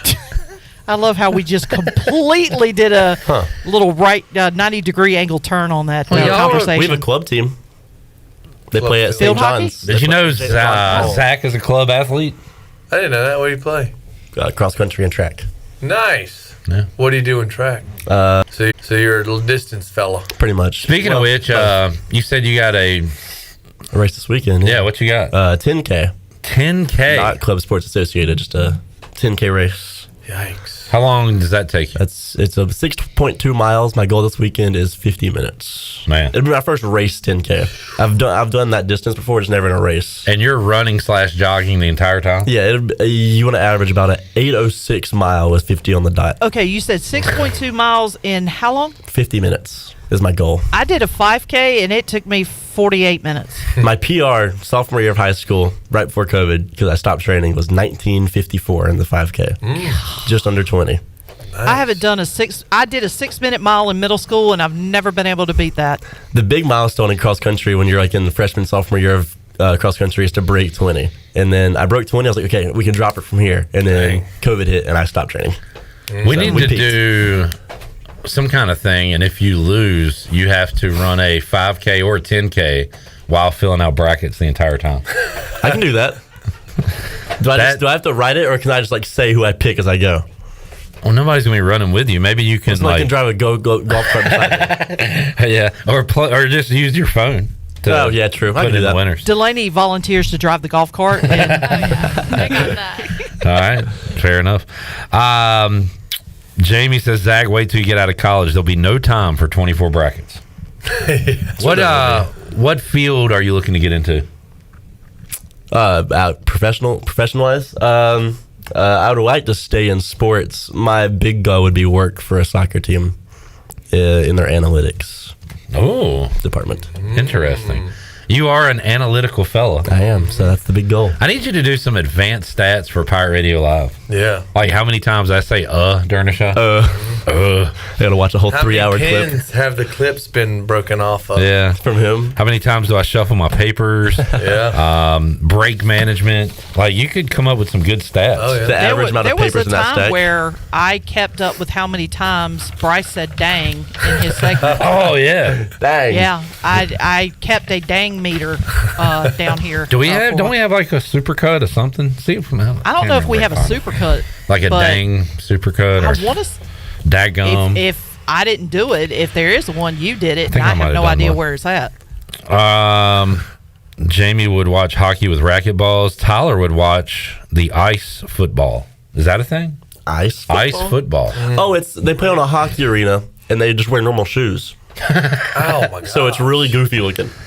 Yeah, but you got to have some good pads there, right? You hit that ice. I mean, I guess. How I feel a knee getting blown out, hips over. I mean, stretch. How about your hind groins, parts? And your butt cheeks. The old, can you skate, Bryce? Busting your butt? I mean, I can, but I haven't ice skated in forever. Last time I ice skated, like for some reason my Achilles hurt real bad afterwards or something. I don't know. They're not the rental ice skates are not the most comfortable things. I might be stereotyping here, but I don't feel like ice skating is a tall person thing. Maybe I'm wrong. I don't know. I feel like it's probably a short person. Well, I guess the hockey players are fairly big fellas. Well, no, not necessarily. I mean, there's a reason that Chara guy stands out. The Boston dude, he's like 6'7" and just looks like a giant. Oh, really? But I'm going to say, what's the average height of a hockey player? I'm going to look that Sidney up. Crosby's 5'11", Sebastian Aho's 5'11", Svechnikov's 6'2", Teravainen's 5'11". Oh, So the entire Hurricanes is 5'11" to 6'2", it seems. What is the average male in the NHL? 6'1". And maybe thinking of like the Mighty Ducks, and like they looked a lot bigger than. Well, 6'1" is way different than him. Went against, Yeah. 6'1" different than what 6'6". 6'6". Yeah, that's a lot different. Taller than what's the average male? 5'9". My dad did some like height stat, and it was like men. I think it was the U.S. that were 6'2" and taller, or 6'3" and taller. It was like 2%. And Dad's like, I wonder what like obviously 6'6". Wow. Yeah, it's a pretty low number of men who are like taller than 6. I think it was 2 or 3, or 6. Yeah, or 6'2" or 3 or taller. Delaney, would you date a guy shorter than you? I've seen I can answer that as a no. It's gonna be a personality question. You have. Yeah. Those frat guys are short, Honestly, man. Height does kind of matter, but it's not the main factor for me. Okay. What is the main factor? Let's get into I'm a big personality gal. Okay, I good. mean, yeah. Somebody that can make you laugh. Yeah, they've got to be funny, driven, Mm. confident. Okay, that's good. Good for you single men out there to hear. Y'all better be listening out there. Would you date a 7-foot tall guy? That's really tall. But he's like got a super personality. I mean, super duper. Then maybe. I have a guy for her. No, Zach. I'm not talking about Jay. No, not that guy. Not him. Not that guy. Not him. Talking about a basketball player? Yeah. Yeah. Callum Singer. I'll hook you up. All right. He's 6'10". Clemson scores a goal. It is now 3-2. Oh, 3-2. Darn. Out at Johnson Stadium? Johnson Stadium. Just right down the road. What do you think they're talking about in the huddle? Oh, yeah, we shouldn't be losing this, but we are. When I watch a basketball game, after every foul, the teams huddle up. Are they really saying anything? Come on, like what's the? I've never huddled up. They say something. Yeah, but hey, get it together or something. It's like lock in. It's not a football huddle. There's no way. You're not setting a play. Yeah. Zach. Eric said Zach should have said the only field he's looking to get into is the field of 64. To hell with jobs. Let's just fill out brackets. That could be. Can I be a bracketologist? Your full-time job. People do that. And you're trying to get that Warren Buffett money, and you just spend all year I do odd jobs to make ends meet. Right. I finally get the Warren Buffett win. Yeah, that's fair enough. That's fair, yeah. Hey, I see bracketologists on Twitter that suck at their job. I could take their job. Eric says Chara, I just brought him up. He has a stick exemption. It's longer than the NHL rules allow too tall. because he's so tall. He is a giant on the ice back there. Bryce, I mentioned earlier Blake Prohl, and I don't watch American Idol, but I watch some pretty garbage TV like Big Brother and Survivor and The Challenge, and I like cooking competition shows.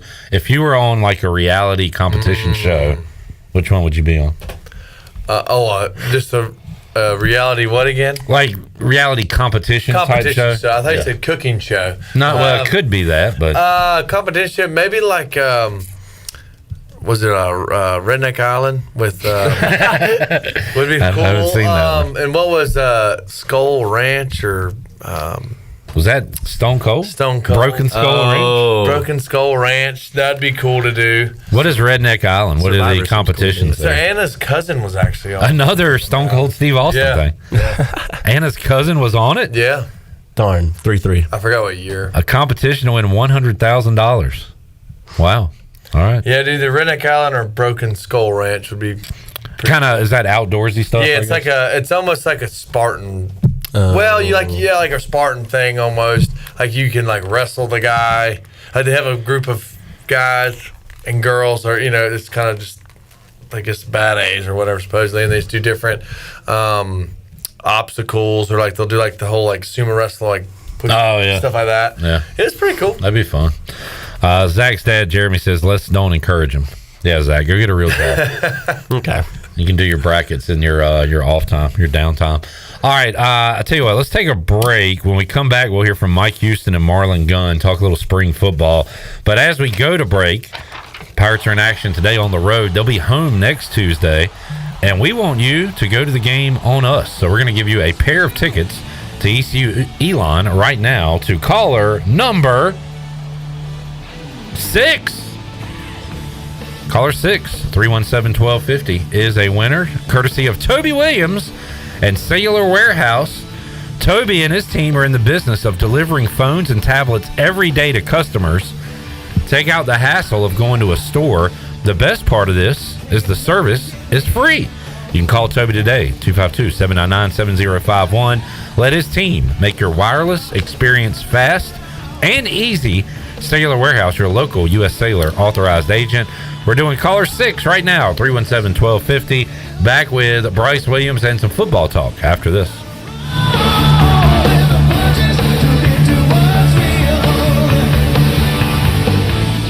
Attention athletes and fans. Tiebreakers is looking for all-stars. Do you know an athlete who made a game-winning play, scored an amazing touchdown, or hit a huge home run? We're scouting Eastern North Carolina for this month's most outstanding athlete. Go to tiebreakersathlete.com to nominate your favorite player for the prestigious Athlete of the Month award. Tiebreakers, shining a light on the athletes that make Eastern North Carolina proud. Submit your nomination now at tiebreakersathlete.com. And then it was two seagulls. We're here for the booty. Party? Pirate Water is here. Go to drinkpiratewater.com to find Pirate Water in a location near you. We're going plankton! Pirate Water is here. 21 and older, please drink responsibly.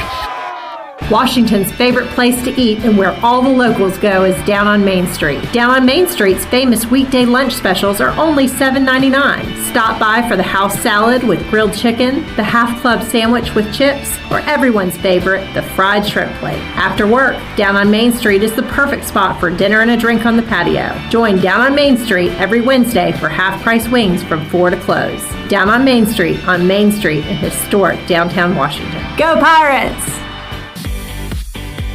Hey Pirate Nation, be sure to have the best and comfortable shoes with a stop at Fleet Feet. This is ECU alum Chris Lunyon, owner of Fleet Feet of Greenville, and we provide solutions through one-on-one service to runners, walkers, and everyone in between. Fleet Feet has the tools and technology to get you in the right shoe, including a 3D foot scanner that measures arch height, width, and more. Come Come visit us at 207 East Arlington Boulevard in the old Gordon's Golf location. Flea Feet, we run for you.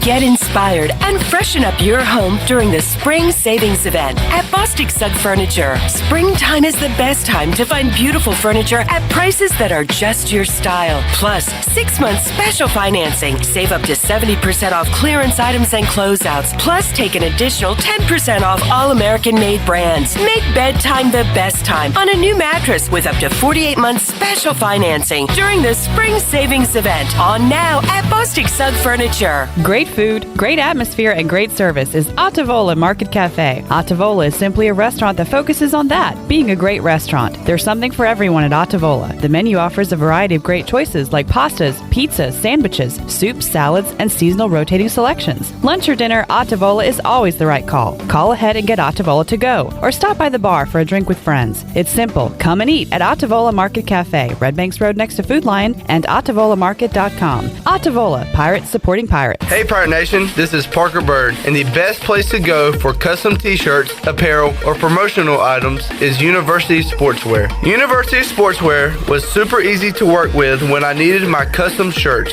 From start to finish, University Sportswear provided superior customer service and a quality product that cannot be beat. If your business, organization, or event needs t-shirts or promotional help, then you need University Sportswear. Visit universitysportswearenc.com for contact information. Go Pirates. We are talking with the legendary Greg Lassiter, championsofgreenville.com. And I say that because very few businesses last 10 years, 20 years. You're getting ready to celebrate your 40th year at Champions Health and Fitness. This next coming July will make 40 years. I started out in Aden with 3 pieces of equipment and didn't even have a bathroom for people to use, so it's come a long ways. Champions Health and Fitness. Give the address and the phone number. 4190 Bayswater Drive, Winterville, North Carolina. Our phone number is 353-0544. You can find Champions right behind the Fire Tower on Fire Tower Road. Champions Health and Fitness. Pirate Radio is the voice of the Pirate Nation.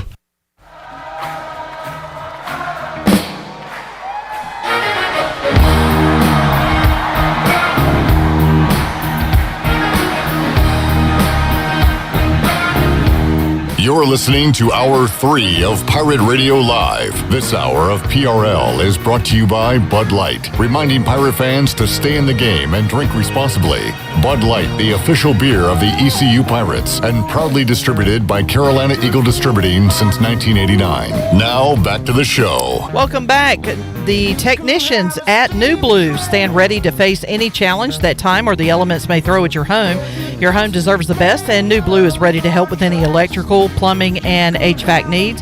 New Blue also now specializes in crawl space moisture control and encapsulations, along with septic system repairs and installations. Contact them today at callnublue.com. New Blue Service Group, redefining service excellence. Now let's head back into PRL. Here's Clip, and just as I say that, Buccaneer Music Hall scoreboard update. East Carolina takes a 1-0 lead over Campbell in the top of the third after, Emma Jackson doubled to right center and drove in Anna Sawyer. All right, we got a 3-3 game here at Johnson Stadium in La Crosse, Pirates and the Tigers of Clemson. We get Clemson here for La Crosse. Why can't we get here for football? They are in our conference, I believe. No, they're in ACC. Never mind. Bang! Never mind. Little one-timer action there. Our conference for lacrosse is fun. Yeah, I think I saw like Florida left. They're leaving. This is their last year. Okay. We have Vanderbilt still, though. We have James Madison. Yeah, very weird conference. Temple's in it still. Kenny wants you to do advanced stats on how many times Chandler picks his nose on the air.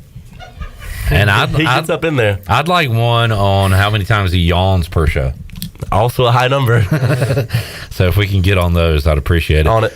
Bryce, you checked out any spring football? You been able to? Man, I've not. I want to, though. How much longer we got? When spring 2 games? weeks. Yeah, so you got a little bit of time. Certainly I can find some downtime. Certainly. Just slide on over to Height Field. We'll talk about what's going on outdoors with you later on in the show. That takes up your time along with your work life and family life, and you got a youngin' on the way. All kinds of stuff going on. Well, I'll tell you what. We'll give you an update. How about that?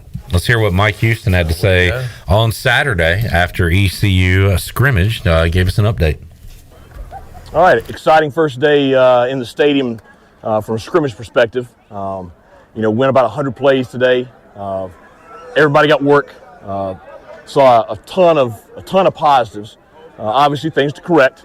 But I thought for the first scrimmage of the year, the thing I was most pleased with was just we weren't sloppy. I thought our execution was pretty good, both sides of the ball, for the first time in a game situation. Really appreciate the officials. I thought the officials did a great job also today, just keeping us going. But a lot of enthusiasm, a lot of energy out there. Big plays by both sides of the ball. So I think just great way to cap off a really, really solid week. How do you balance huge plays offensively, but also some turnovers? I guess it's that's it. It's we gotta correct some mistakes. We don't want to turn the ball over. But the defensive side of him, he's excited, about forcing those turnovers.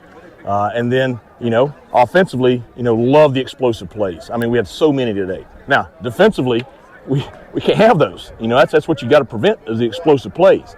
So that's why I say just, a lot to correct, but so much to be excited about going into next week. And I told the kids, now the challenge is we got to have a better week next week than what we had this week. And if we have a better Saturday next Saturday than we had today, then we're really pleased going into the last week of spring practice. Does the energy feel different when you bring them inside of Dowdy-Ficklin for scrimmage? Oh yeah, no doubt. I mean, it's we're blessed to have what I think is by far the best home atmosphere, stadium setting in our conference, and one of the best in the country. And so our guys know anytime they come in here, it's a special occurrence, special occasion, and they have a little bit of extra juice when they come in here. How do you think the quarterbacks do that? Well, about like I described our team, and I think that we got to eliminate the turnovers, and that's very correctable there. But I thought we made some great throws today. We threw some receivers open. I thought the receivers did a great job of being consistent with making plays. So I think there's things to correct and a lot to be happy about. Chase so well. I know he missed the first week of spring. Yeah. He had a huge catch and run. Just what has he been like in this offense? Well, it's good to get him back. He's only had a few days back, but had multiple explosive plays today. So he showed his ability, and I'm excited. Next week he's healthy for a full week. What did you think about the physicality the other day at practice? Were you happy with kind of that today? Yeah, I mean, for the most part. I mean, I thought our defense, as I expect. I mean, I thought they made it tough to run the football, and so that's going to be the challenge for the offense is to really improve that run game going into next week. But the physicality up front from the defensive front was exactly what we expect. Well, you guys were mixing and matching personnel at times. How tough is that? But also good to see kind of different combinations in the scrimmage. Well, you just had so many guys make plays, and in so many different situations. I mean, we lined people up all over the place out there, and that's why again I'm so pleased with our execution because these players are a couple of weeks into a brand new offense, and so for them to come out and be as clean as they were today with all the stuff we threw at the defense, I just think you got to be excited about that. There is Mike Houston, and tricky when you talk about these things, Bryce, because if your offense looks good, that means your defense looks bad, and vice versa. So trying to take the positives out of it. And one thing, it kind of took me back to his first spring practice press conference where he talked about we saw a little bit of that first day sloppiness and was very happy he didn't see that in the scrimmage. Yeah. So that's a good thing. Do you feel like, is it offense versus defense in these spring situations? And like you're buddies with Zeke and all them and Grove, but you wanted to beat them guys, right? So what is that like? Yeah, most definitely. And definitely when it's finally scrimmage day, you're in the stadium. There is definitely a little more excitement because you haven't been in the stadium in goodness gracious several months. But yeah, I mean I'll if I gotta run over somebody that I buddies with out there, I will. It's all competitive, and obviously if I was not to go 100% just because it was so and so, it's not helping them out any, the defense out. So we all, give it our all so we can always have the best look, things, and get the guys ready for the opponents to come. And I don't know if you can relate to spring sloppiness because you had Shane for all those years, and then you had a healthy Ben Kurt and it sucks to talk about, but he was probably looking good in the spring, I would imagine, right? Yeah. God, what a shame that was. Yeah. So, and now you've got. I will say, talking to people, they are. It looks a lot different with Hauser, Garcia than it did with Flynn and Garcia. Oh, I'm sure. You have guys who have played at high levels and and have played in these games, so they have experience. So which makes me very anxious, to go out and practice and just sort of see, how they conduct practice. During team period, during Skelly, are they vocal, or how things are looking? Are they sharp? How their passes are they, making overthrown balls or balls in the dirt. So I'm definitely excited to try and get out there to see those guys. But it does feel comfortable knowing some guys with some experience. I guess you could say are at the helm now. I think I know the answer to this, Bryce, but I'll ask you Jamie's question anyway. Did you ever get into a fight scrimmaging with the defense? No, not really. The only thing closest thing would have been I think it was like a Thursday practice or and then we weren't in pads, or it was something to where I was like, hey, let's go light. And I won't name the name, but it was a younger fella on the scout team, and I was going to catch the ball, and he kind of blindsided me and knocked the daggum wind out of me so bad. And I pushed him, but I couldn't really do anything else because I couldn't breathe.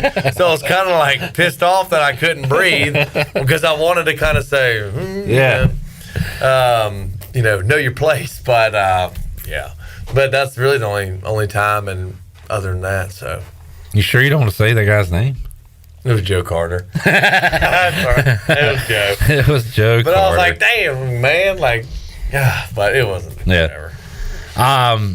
Okay, you don't have to say names, but what was the most aggressive fight you saw out there, and how did it go? Was there any? There was probably a number 70 on offense, and what was his? He was a defensive lineman. Started with the letter F. I couldn't remember. Fred Presley. Yep. All right. And number 70. I don't remember offensive line numbers. Is that one of your guys? Right tackle. No, he was 20. Ike? James. No. His nickname was a dog. Oh, not Will Simmons. Yeah. Will Simmons. Yeah, I wouldn't mess with Will Simmons. I wouldn't mess with Fred Presley either. They both it was not just one. They both would go at it here. Yeah. A handful of times they were fairly aggravated with one another. Something about it was mainly O-line and D-line that kind of got. Yeah, they're just banging on each other. Yeah, because it's Did it ever get cool, or where they just didn't like each other? They might have not liked it. Yeah. But it's just something like the offense.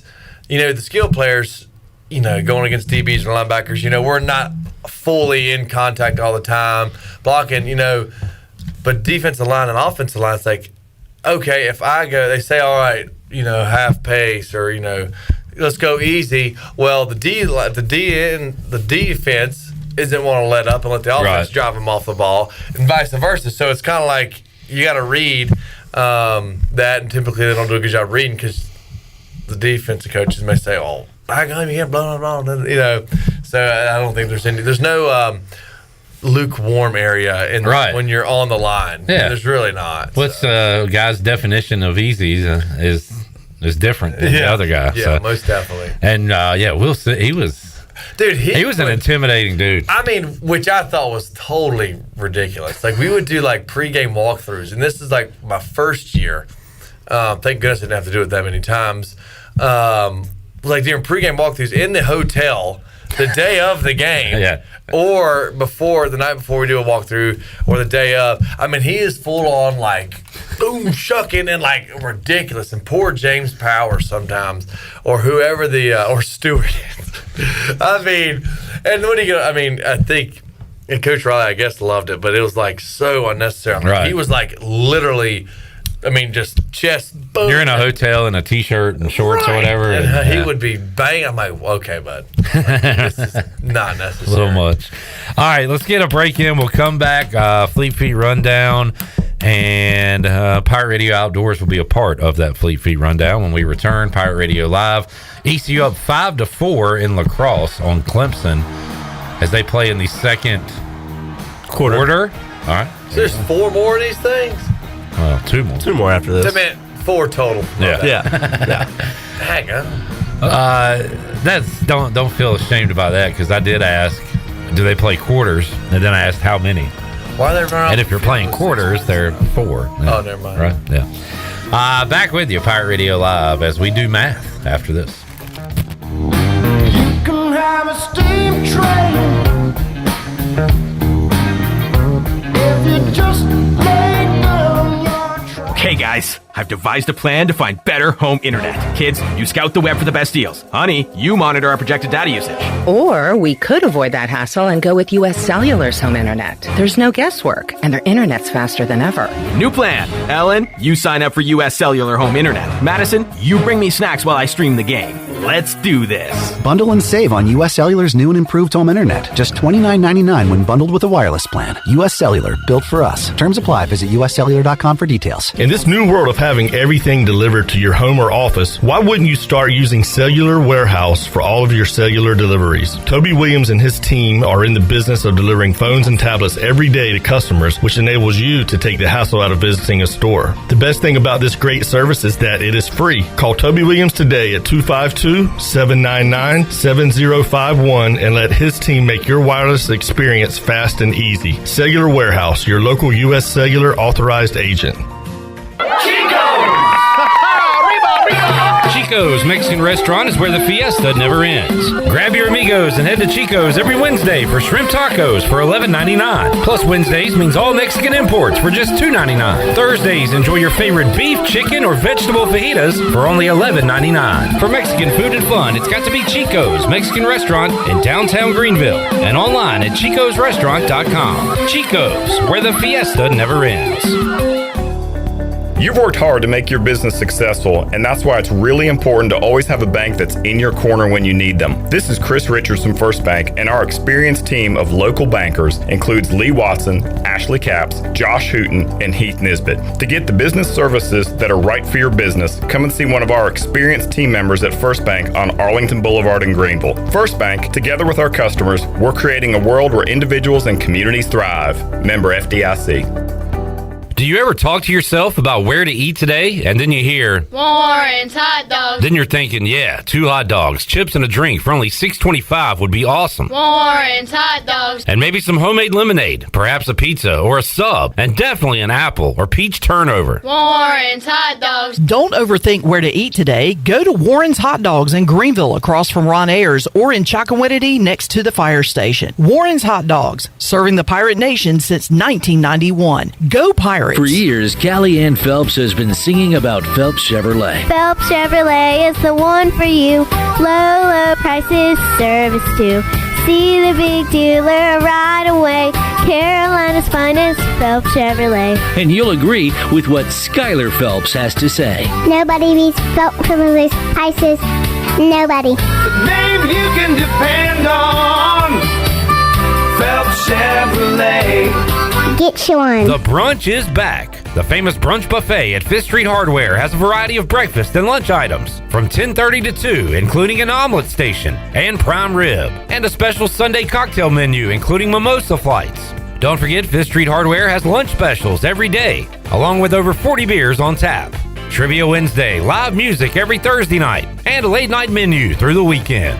Visit FifthStreetHardware.com or give them a follow on Facebook and Instagram for a weekly lineup and more. Go Pirates! I'm Donald Stocks, owner of Pip Marketing Signs Print. We are your one-stop shop for just about anything printed. If we're not your go-to printer, please give us a call at 355-1636. We have over 80 5-star Google reviews and want you to be our next more than satisfied and well-pleased customer. Check us out at growatpip.com or stop in to see us at 3185 Mosley Drive in Greenville. Pip, where business goes to grow. Pirate Radio. I'll give you Blackbeard's honest opinion. You ask me, can this new captain promise you a life of prizes, plunder, and adventure? Aye. The voice of the Pirate Nation.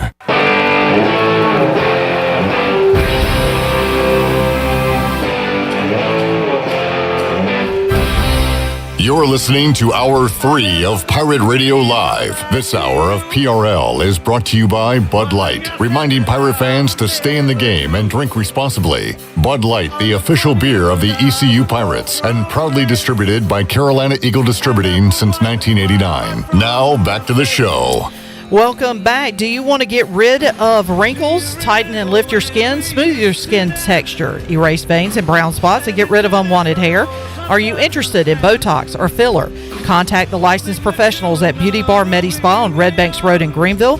Free consultations available by calling 752-1406 or visiting beautybarmedispa.com.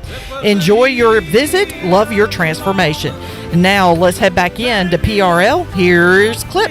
You're back with you, Pirate Radio Live, here on a Tuesday. A couple of top 20 baseball teams about to do battle in Raleigh, and Pirate Radio, Chon and Jenny on the scene, just put out a video. It looks like a beautiful evening for baseball in Raleigh. ECU wearing the Keith LeClaire Classic uniforms, the 23 hat with the 23 sleeveless jerseys, and NC State will be wearing 26 in honor of Chris Combs. So you'll have a bunch of 23s and 26s on the field as they play in a big one. A stat keeper's nightmare. Yeah, it is. No names and all same numbers. Yeah. Gosh. You've got little numbers on the sleeves, and that is about it. Oh, do they have their actual numbers on their sleeves? Yeah. Well, if you're in the booth, it's still not great. You need binoculars to figure it out. Fleet Feet Rundowns brought to you by Fleet Feet. Go see Chris Lunyon and fine people at Fleet Feet. They have these solutions through one-on-one service to all runners, walkers, and everyone in between, and they will get the right shoe on your foot and the left shoe. Go see them, 207 East Arlington Boulevard, the old Gordon's Golf location. Fleet Feet, they run for you. We're going to put Pirate Radio outdoors on the Fleet Feet Rundown today because you guys were talking turkey earlier in the show. Turkey. What's going on with the turkeys? Well, we got 2 weeks left until turkey season. Youth season starts this weekend, and then the 13th is, I guess, non-youth. So, Bryce, opening day. Yeah, like a kids eat free at a restaurant, and sometimes a 14-year-old will try to go as a 12, 11-year-old. Yeah. You think you could do that for youth turkey hunting? They limit 18. So yeah, you could pass. You don't have facial hair. Could still pass. Yeah. Your voice hasn't fully dropped yet. Okay, well. Didn't need to go there. Didn't need to do all that. Sorry. It is funny when you take a 17-year-old on youth day, unless it's 16. It's 16 or 18 now. I'm pretty sure it's still 18 because I hunted at 18 on youth day. Oh, well, you just convicted yourself. Yeah. Well, I don't even remember if I did. But I know it's funny, like take a 17-year-old, but it's a minor technically. Wait, it's under 18. 17 is good. Yeah, sorry. Under 18. Under 18. Once you hit 18, you're an adult turkey hunter. That's what it is. Yep, adult turkey hunter. But yeah, that's coming soon. I actually did a short little scout trip before I was here, actually, and ended up seeing 3 hens, which, good but irrelevant when you can't shoot them. But I had 2 toms with them, so. So can you shoot the hens? No. Not North Carolina. Only toms. Only toms. How do you identify a tom from a hen? Well, they have different colored heads. They got a beard. I would say they're strutting normally, but sometimes the hen will strut, weirdly enough, that I've seen. Nowadays, That's true. It's 2024, guys. That's true. So, but mainly, and they do have bearded hens. Some hens have beards. Kind of like at the circus. They used to have the bearded woman. Now they have bearded hens. Bearded hens, so it's all relevant now. You can't shoot bearded hens, though. Yeah, you can shoot a bearded hen. Wow. So that's the only hen you can shoot. But most of the time the tom's obviously bigger. He's strutting. He's got a beard. His head will go from blue, white, red, all sorts of things, and each color reference changes or means a different emotion. Zach, what are the red is? Can kind of just chilling. I think red's the right basic. Yeah, just kind of basic. White is mad, and blue is we'll say excited. Yeah. Wait, excited this is time for the their girls. Their mood. Their head. Their head. So their head is like a mood ring. Yeah. Yeah. And blue is when it's for the ladies' time. Yeah. Yep. It turns blue. Who figured that out?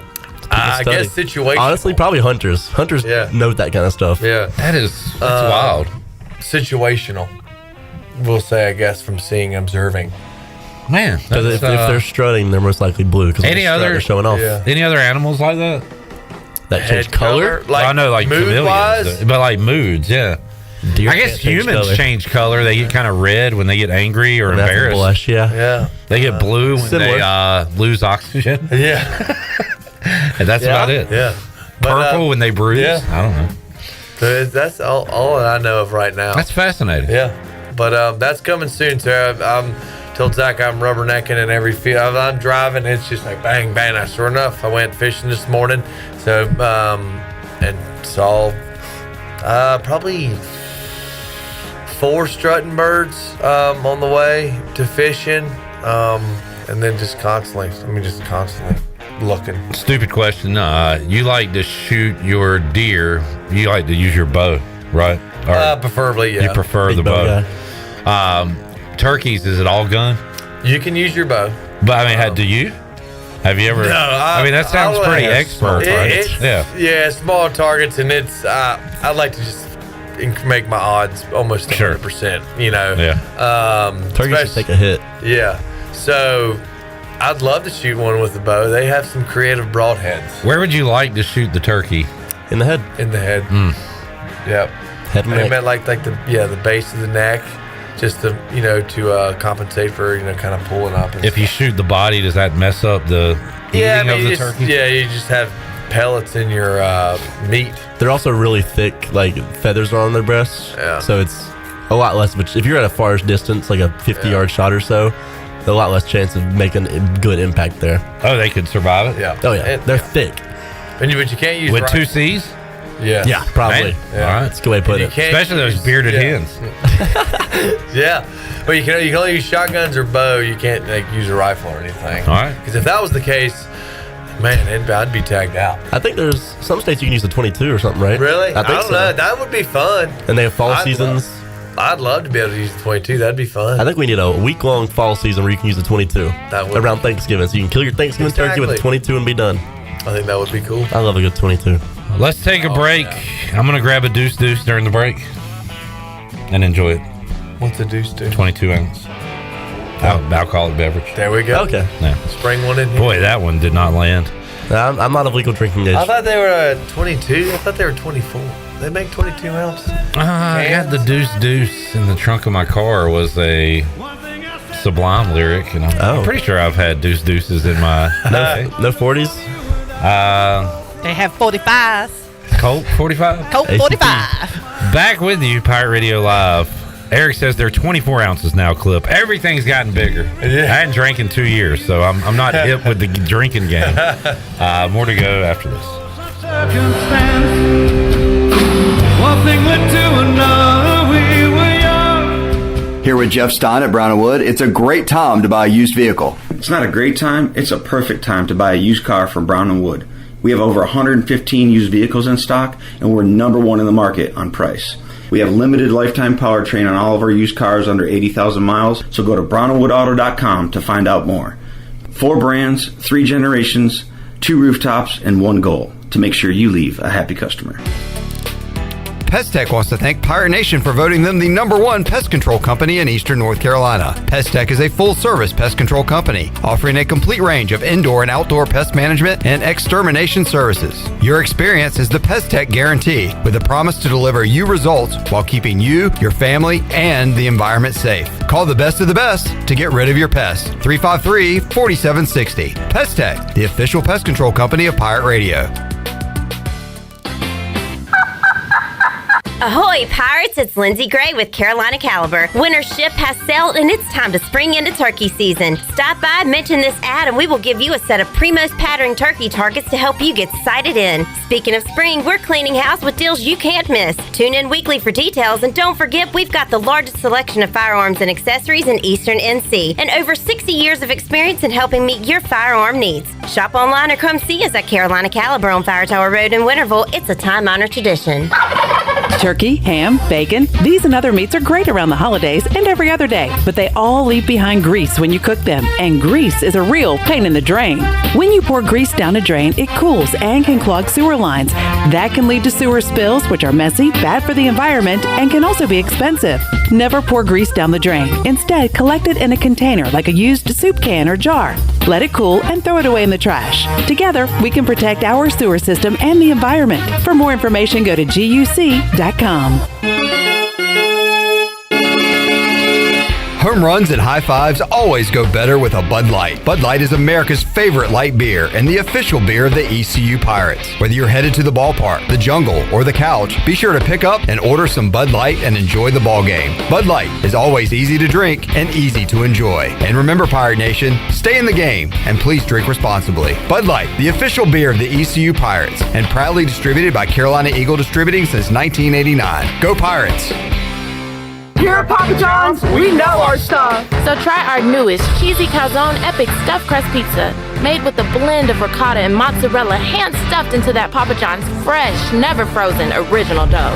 Get it for a limited time only at Papa John's. Hey, Pirate fans, Papa John's is the MVP move for game day or any day. Place your order online at papajohns.com and sign up for Papa Rewards. Papa John's, better ingredients, better pizza. Go Pirates! Hi, I'm Walker Allen Volova, and I'm with CopyPro. CopyPro has been locally owned and operated here in Eastern North Carolina for over 50 years. CopyPro is the leader in office technology. Does your business struggle with keeping printing costs low or producing professional documents? Here at CopyPro, total satisfaction is our #1 priority. We have a variety of solutions to help reduce your printing expenses and make your business more productive. Call us today at 1-800-682-6558 or online at copypro.net. CopyPro, we are the professional office systems people. This is Holt Nailers for my friends at Anson Belts, the belts that I wear. Go to ansonbelt.com to find micro-adjustable holeless belts with over 30 plus options of a 1/4 inch apart instead of your typical 5 holes 1 inch apart, always giving you the perfect fit every time. If your waist fluctuates, Anson Belt is great because you can always find the perfect fit any time of the year. ansonbelt.com, over 10,000 combinations to choose from, a belt for every occasion, and the official belt of the Holt Nailers Show. Pirate Radio. We work like captains. And I'm your body captain. You are going to put on your dancing shoes and rock it. And party like pirates.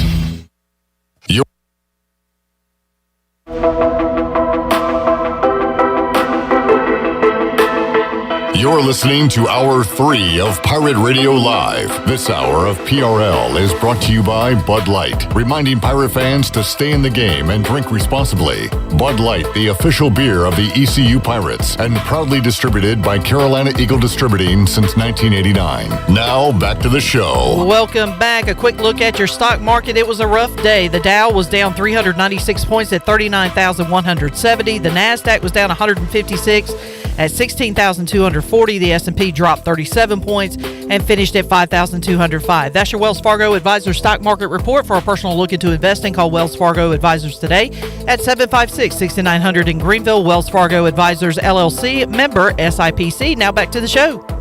All right, wrapping up today's edition of Pirate Radio Live. Bryce, good to see you. Good to see y'all. I'm a little parched, LRB, but hey, I suffered through. We'll have a 22-ounce water for you next week. Zach, thank you for hanging out. Thanks for having me. Delaney, great job producing. And Shirley, we will see you mañana, 3 o'clock, all new edition of Pirate Radio Live. We'll talk some women's hoops with Kim McNeil. Sweet. We'll get her Final Four picks on the women's side and the men's side coming up on Wednesday. Thank you, chat gang. Thank you, listeners, and everybody else out there. We'll see you Wednesday, all new edition of Pirate Radio Live. Jeff Charles, take us home. Have a great night, Eastern Carolina. Thanks for listening to Pirate Radio Live, an exclusive presentation of the voice of the Pirate Nation. This is Pirate Radio, WGHB Farmville, 1250 and 92.7 FM Greenville, WDLX Washington, 930 and 104.1 FM Washington.